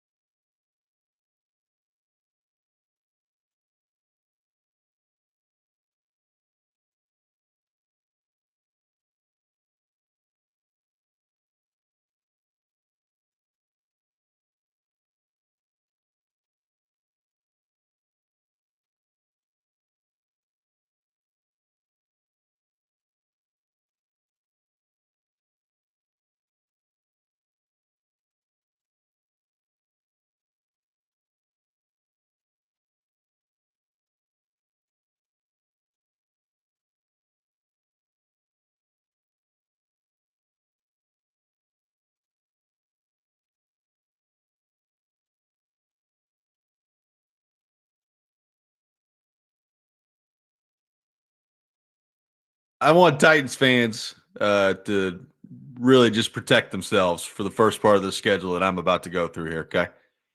At Denver, at LA, 0-2. I will give them Indianapolis to get them to 1-2. That's the last win they're going to see for a while. 1-3, it's Houston. 1-4, Arizona. They lose to Vegas on the road, 1-5. They lose to Vrabel at home, 1-6. They lose in Indianapolis, 1-7. They lose at home to the Chargers, 1-8. They lose at home to the Texans, 1-9. They lose at home to Seattle, 1-10. Like, people, I think, hear me read off what I just did and have them at 1-9 or 1-10 and think, how in the world could that possibly happen? I'm just telling you, man. Like, if you're of the belief that the Titans are going to end up with like 5 or 6 wins this year, my guess is if you look at the schedule, you're going to feel like most of them are coming toward the end. How do you like me now? You know, sometimes this old boy knows what he's doing out there. Sometimes. That is pretty good. Now, I will say, I got the win wrong. Well, so I heard Vingan saying apparently like that Connor Orr from SI has them not only the record, but he had the Cardinals. Did he have the Cardinals game? Apparently, That's pretty wild. Yeah. Did he have the Cardinals dropping the ball at the goal line? Because if he had that and then recovering a fumble in the end zone for a touchdown, because if he had that, we probably need to watch out for that guy. Then he's literally like a demigod at least, right? Yeah. So I got him all the way to 1-10. Okay. Yeah. So here we go. I like your chances. Yeah, me too. I think you're going to continue to be right. I think so. Woo. Good stuff Nice there. job. Nice job. Am I reading too much into the Borgonzi thing where he's talking about, you know, he made it clear he didn't want to get too much in the coaching search the other day, but the leadership part of it stuck out to me. Like, he's like, we need a leader. And maybe that's because we've just talked about Brian Callahan ad nauseum and I'm reading too much into it. But I'm kind of with TD. Like, I felt stronger even than I did before the other day that they're going to go try to hire somebody that's had a head coaching job before. Like, I'm not going to say you totally take like Joe Brady or name your hot coordinator out of it, but I think they would really have to impress Borgonzi and or Brinker to be hired at this point. Yeah. Like, is it possible that, I mean, I think that the interview pool will probably include people in different buckets. Yeah.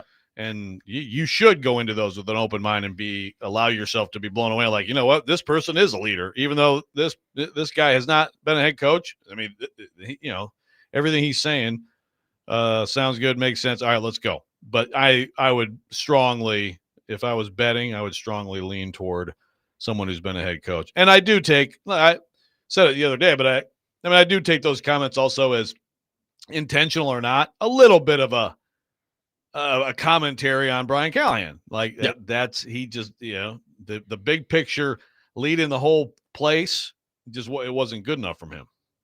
Yeah. I mean, you know, he talked about, regardless of what the title is, right? Like those 3 people in the organization that really make all the decision, you know, GM and head coach and whatever your personnel guy, whatever title you want to give them. Yeah.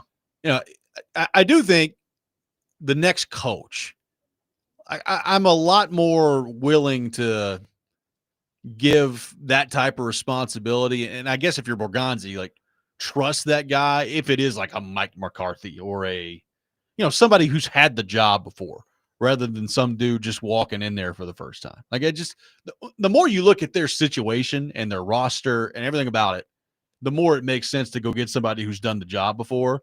I just wonder, like, how many of those guys that have done the job before that may have options or may not. I don't know. Like, there's going to be a lot of coaches that are out there and available.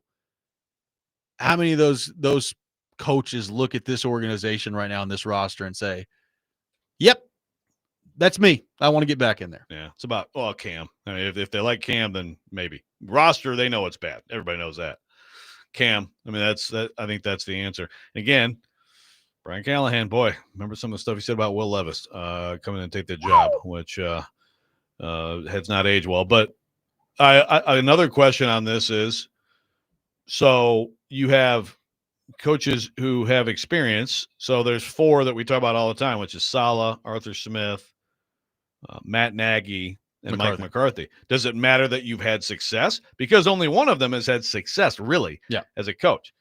Again, you got to find out what happened, Arthur, you know, in Atlanta. You can just blame bad quarterback situation you want, but also he had a hand in that, and they didn't get the ball to their playmakers, et cetera, et cetera. Salah, a total disaster, but it Yeah. was a total disaster organization.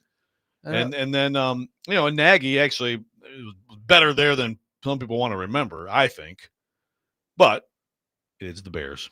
Well, and again, on the Salah front, it's a bad organization you were in. I mean, right now, this is a bad organization you'd be coming to. Does he want to do that again? Yeah. Or if you're him, are you better off, biding your time a little bit and waiting for, the right job to open up? I mean, Woody Johnson was your owner, so you already must have some bad owner PTSD. Yeah.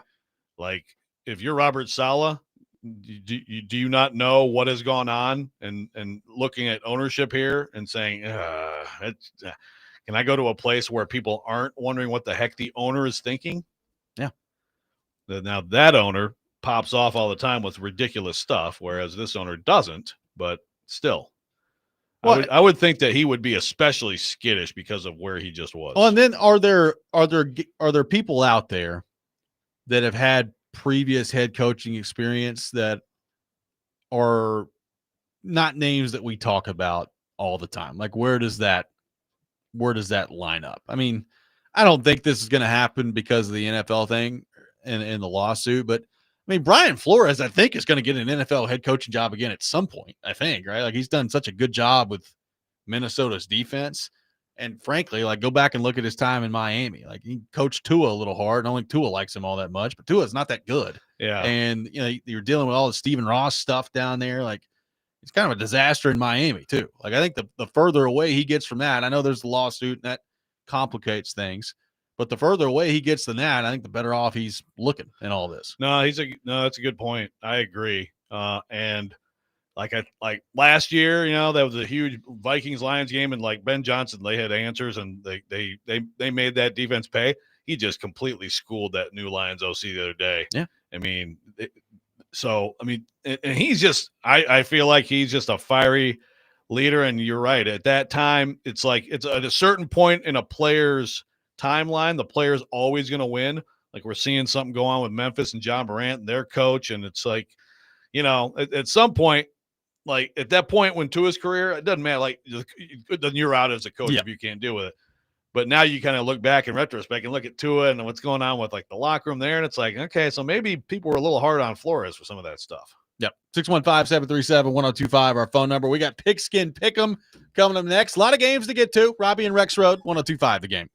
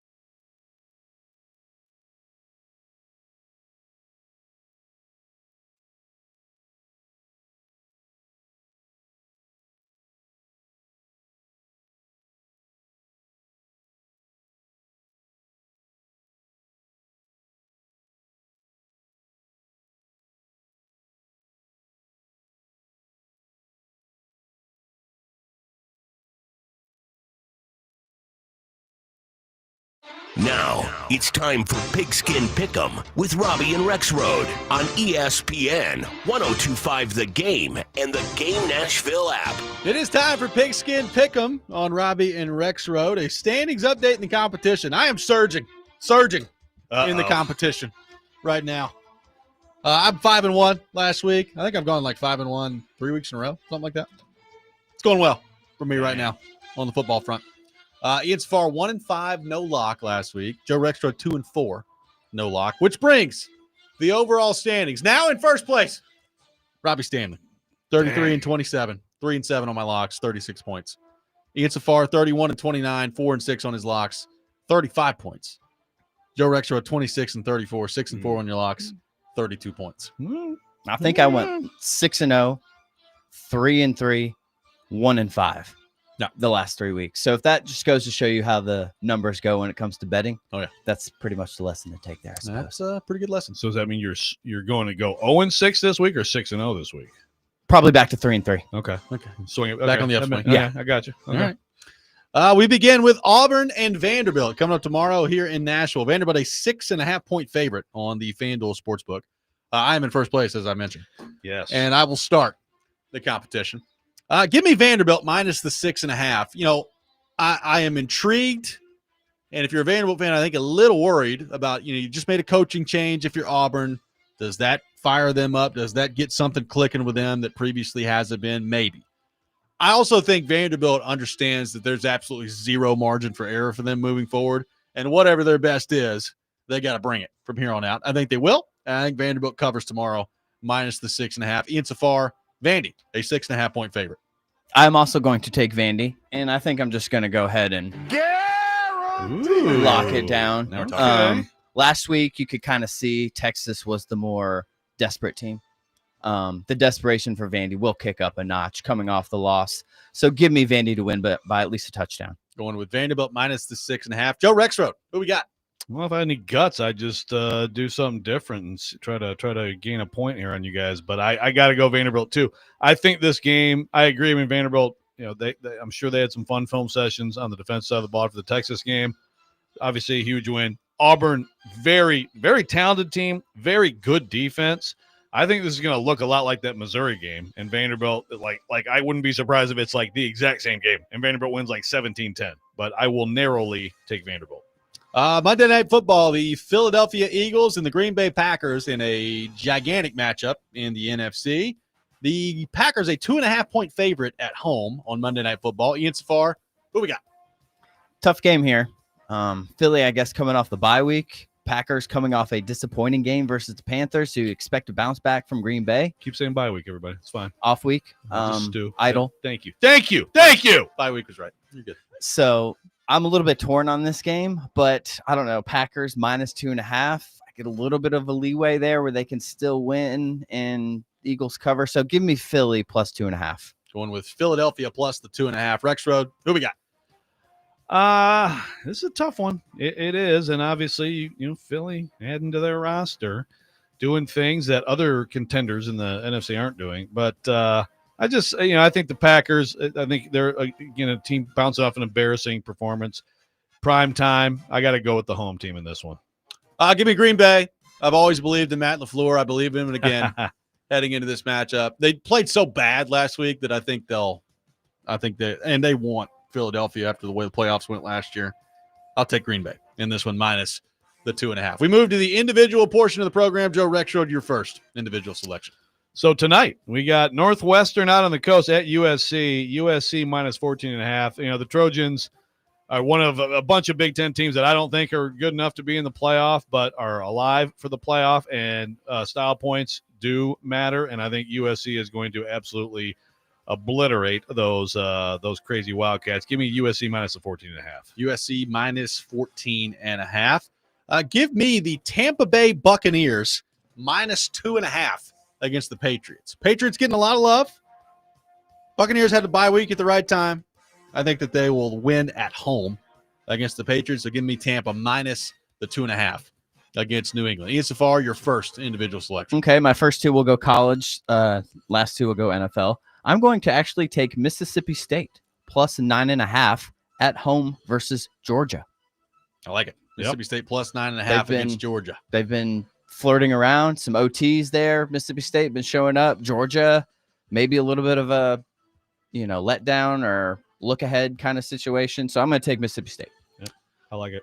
For my second pick, give me Texas A&M minus 6.5 against Missouri and make it my lock. Guarantee. Drinkwit's going to get slapped figuratively, maybe literally, this weekend. Give me A&M minus the 6.5 against Missouri. Rexrode, your second individual selection. Guess what? Texas A&M at Missouri. Missouri at home plus 6.5. Give me Missouri. I baby. like it. Show me state time. I think they have a chance to pull off the upset. I'm not sure I'm necessarily picking that, but I will definitely take those points at home. Ian Safar, We'll see who's right. your second individual selection. Okay, my second college selection here. I think I'm just going to roll with them. They've been kicking butt. This is maybe a tough game on the road at Penn State, Indiana's last real game before they kind of cruise for the rest of the season. So they probably will not overlook Penn State. 14.5 is kind of a big number, but as we've said, I mean, they've been cruising. So I'll take Indiana minus 14.5 at Penn State. That is an interesting Indiana minus the 14.5 against Penn State. Joe Rexrode, your third individual selection. Just think about, I know what Indiana did last year, but just think about going into the year.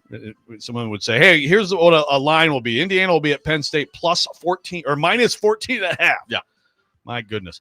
All right, I'm going to the NFL. Bills at the Dolphins. Bills are minus 8.5 on the road. Yeah, give me that. I think the Dolphins are a disaster. I think the Bills kind of can roll off that win over the Chiefs. I think that they will win by double digits in Miami.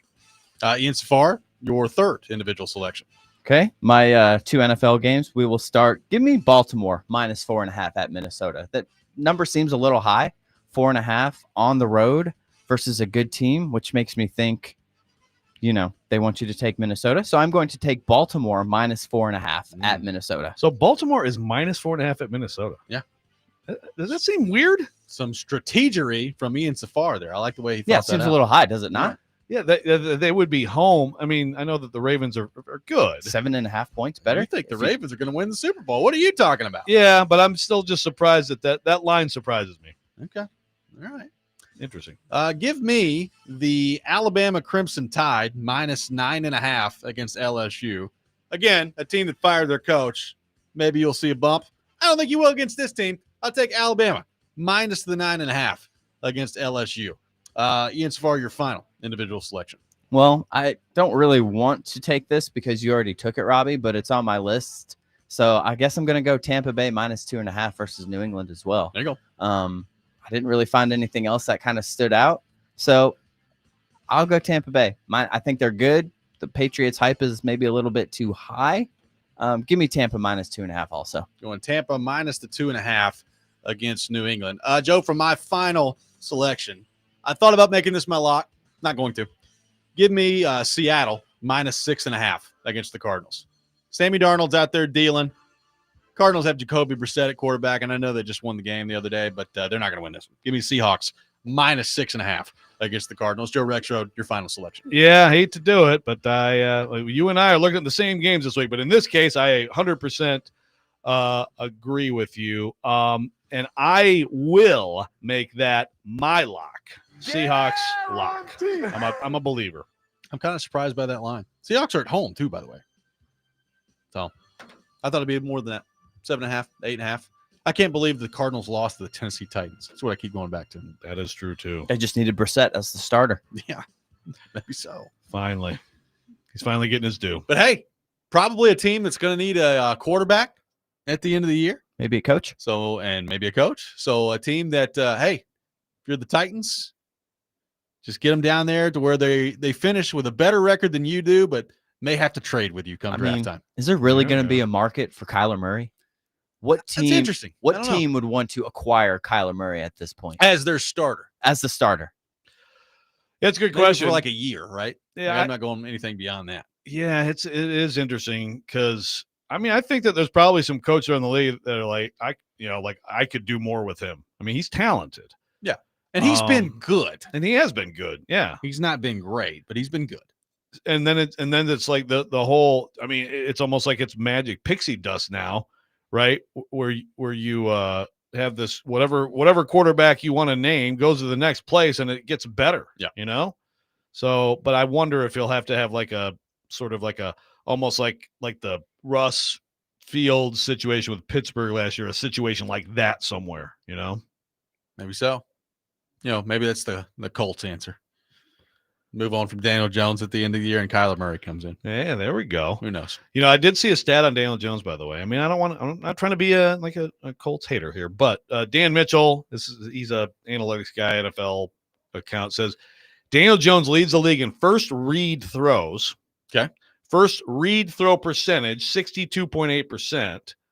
The Steelers figure that out and cause him to have his worst performance of the year. I believe a blueprint has been established. So, one of the knocks on Daniel Jones has been that he processes too slow. So I'm just throwing that out there, man. We got a lot of stats in today's game. A We do. lot of stats out there. We do. Let's head to the phone line driven by WilsonCountyHyundai.com. Welcome in Trey to the program. Trey, good morning. Thank you for calling in. Good morning. How y'all doing? Doing good, buddy. Good, Trey.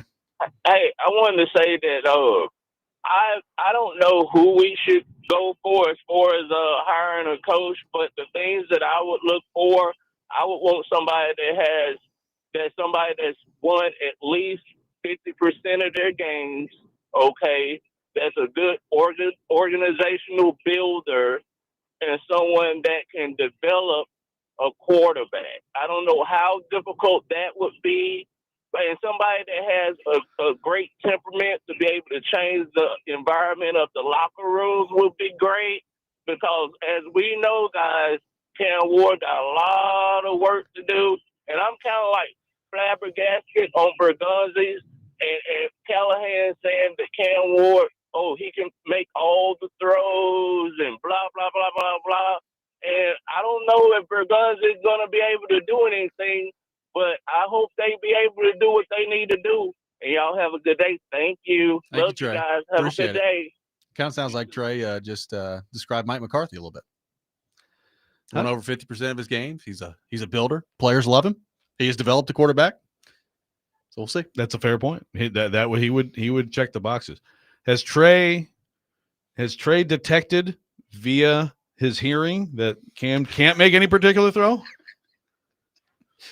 That sounded like a really bad throw there. That sounds like a wounded duck.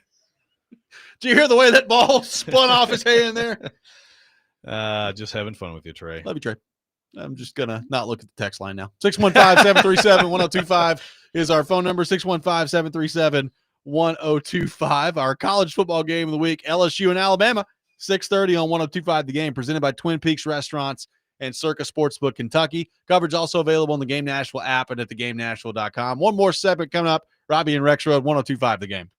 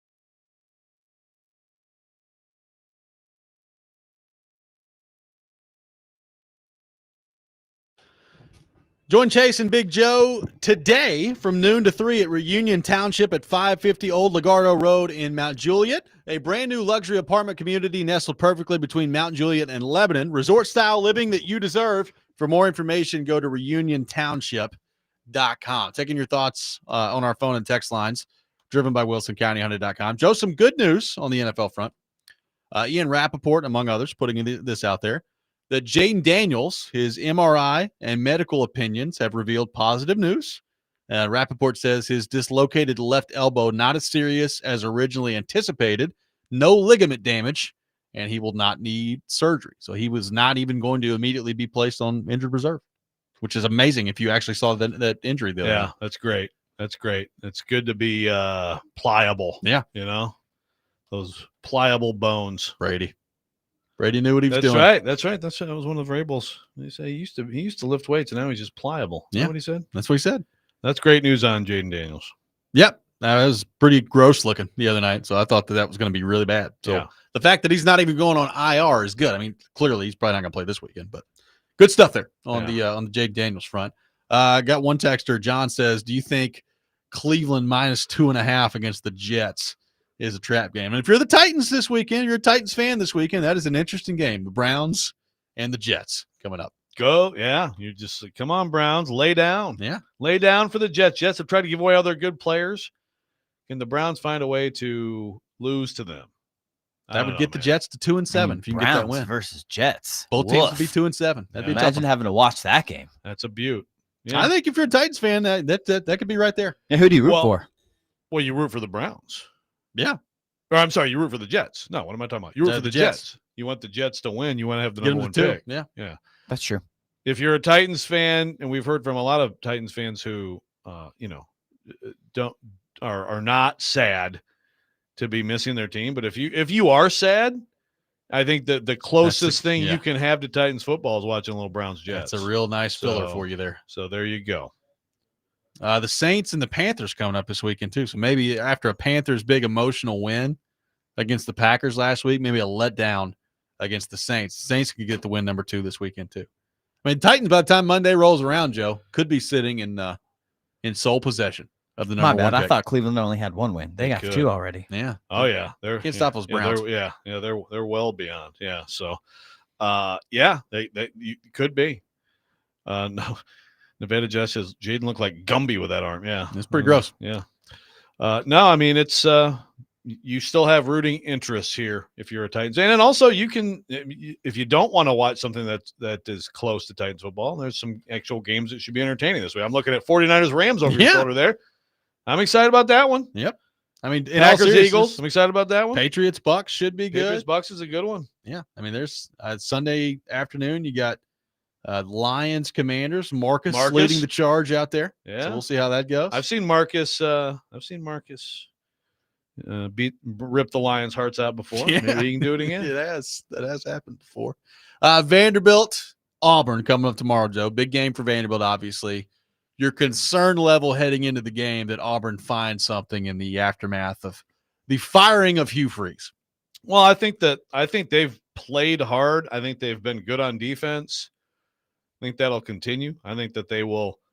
I think that they're now. Look, obviously, this has not been a good matchup for Auburn. Nope. This offense and Diego Pavia has not been a good matchup. And actually, I think that was the most impressive performance last year by Vanderbilt, was going into Auburn, and Pavia had a big day and all that, but also like their defense totally shut down Auburn's at the time, like running game that was going very well. But I think there's a concern level with Auburn playing hard. I fully expect it. I fully expect their defense to keep the score down. They do every single week. And so I think Vanderbilt's going to have to win a grinder of a game. But I also think that Vanderbilt's defense is going to go out there and it'll feel a little different than it felt last week, when it was like, man, Arch Manning's actually making a lot of the right plays and they have playmakers all over the field and we can't tackle them. And Auburn I just don't see what Auburn's going to come up with offensively. Coach Bump only goes so far. Their offense is bad. Hopefully not a 185 yards after the catch at halftime for Auburn tomorrow. It'd be a step in the right direction. I will say, like Auburn, anybody else, and it's not like Texas just invented something here, but I'm going to throw a ton of bubble screens Make you tackle and say, go ahead. Just if we can get their corners in isolated tackling situations, look pretty good last week for the offense. How many more articles get written over the weekend of either Josh Heupel or Clark Lee going to be the next Penn State coach? Yeah, I don't know. Sloppy Toppy. We should have just had him on. We should have. Maybe next week. Off the top rope with 2 Ps. Yeah, I people get so mad at him. They're mad. I mean, it was fine. I disagree with some of it. Like, I don't know that he's really going to be hot seat. I mean, again, like staying ahead. The fans are hot under the collar. Yeah, I do think this is one of those situations where, because some Tennessee fans can be so over the top and loud about it, you misread the fan base. I think the vast majority of the fan base is still fully behind Josh Heupel and looking for improvement and concerned about some things, which is totally fair. Yeah, they should feel that way. I would agree. Just like you, the level-headed Vols fan. I just wonder how many more articles are coming. Heupel or Lee? Which one's it going to be for Penn State? Josh Heupel or Clark Lee? Well, that's the one. Maybe I'll write that. Like, which one of these? It's a race for the Penn State job. That game is not for a playoff spot. It's for the Penn State job. Penn State job. Yeah. That does it for us today. We'll be back on Monday. Hope everybody has a great weekend. Next Man Up with Jake Lyman up next. You're listening to 102.5 The Game.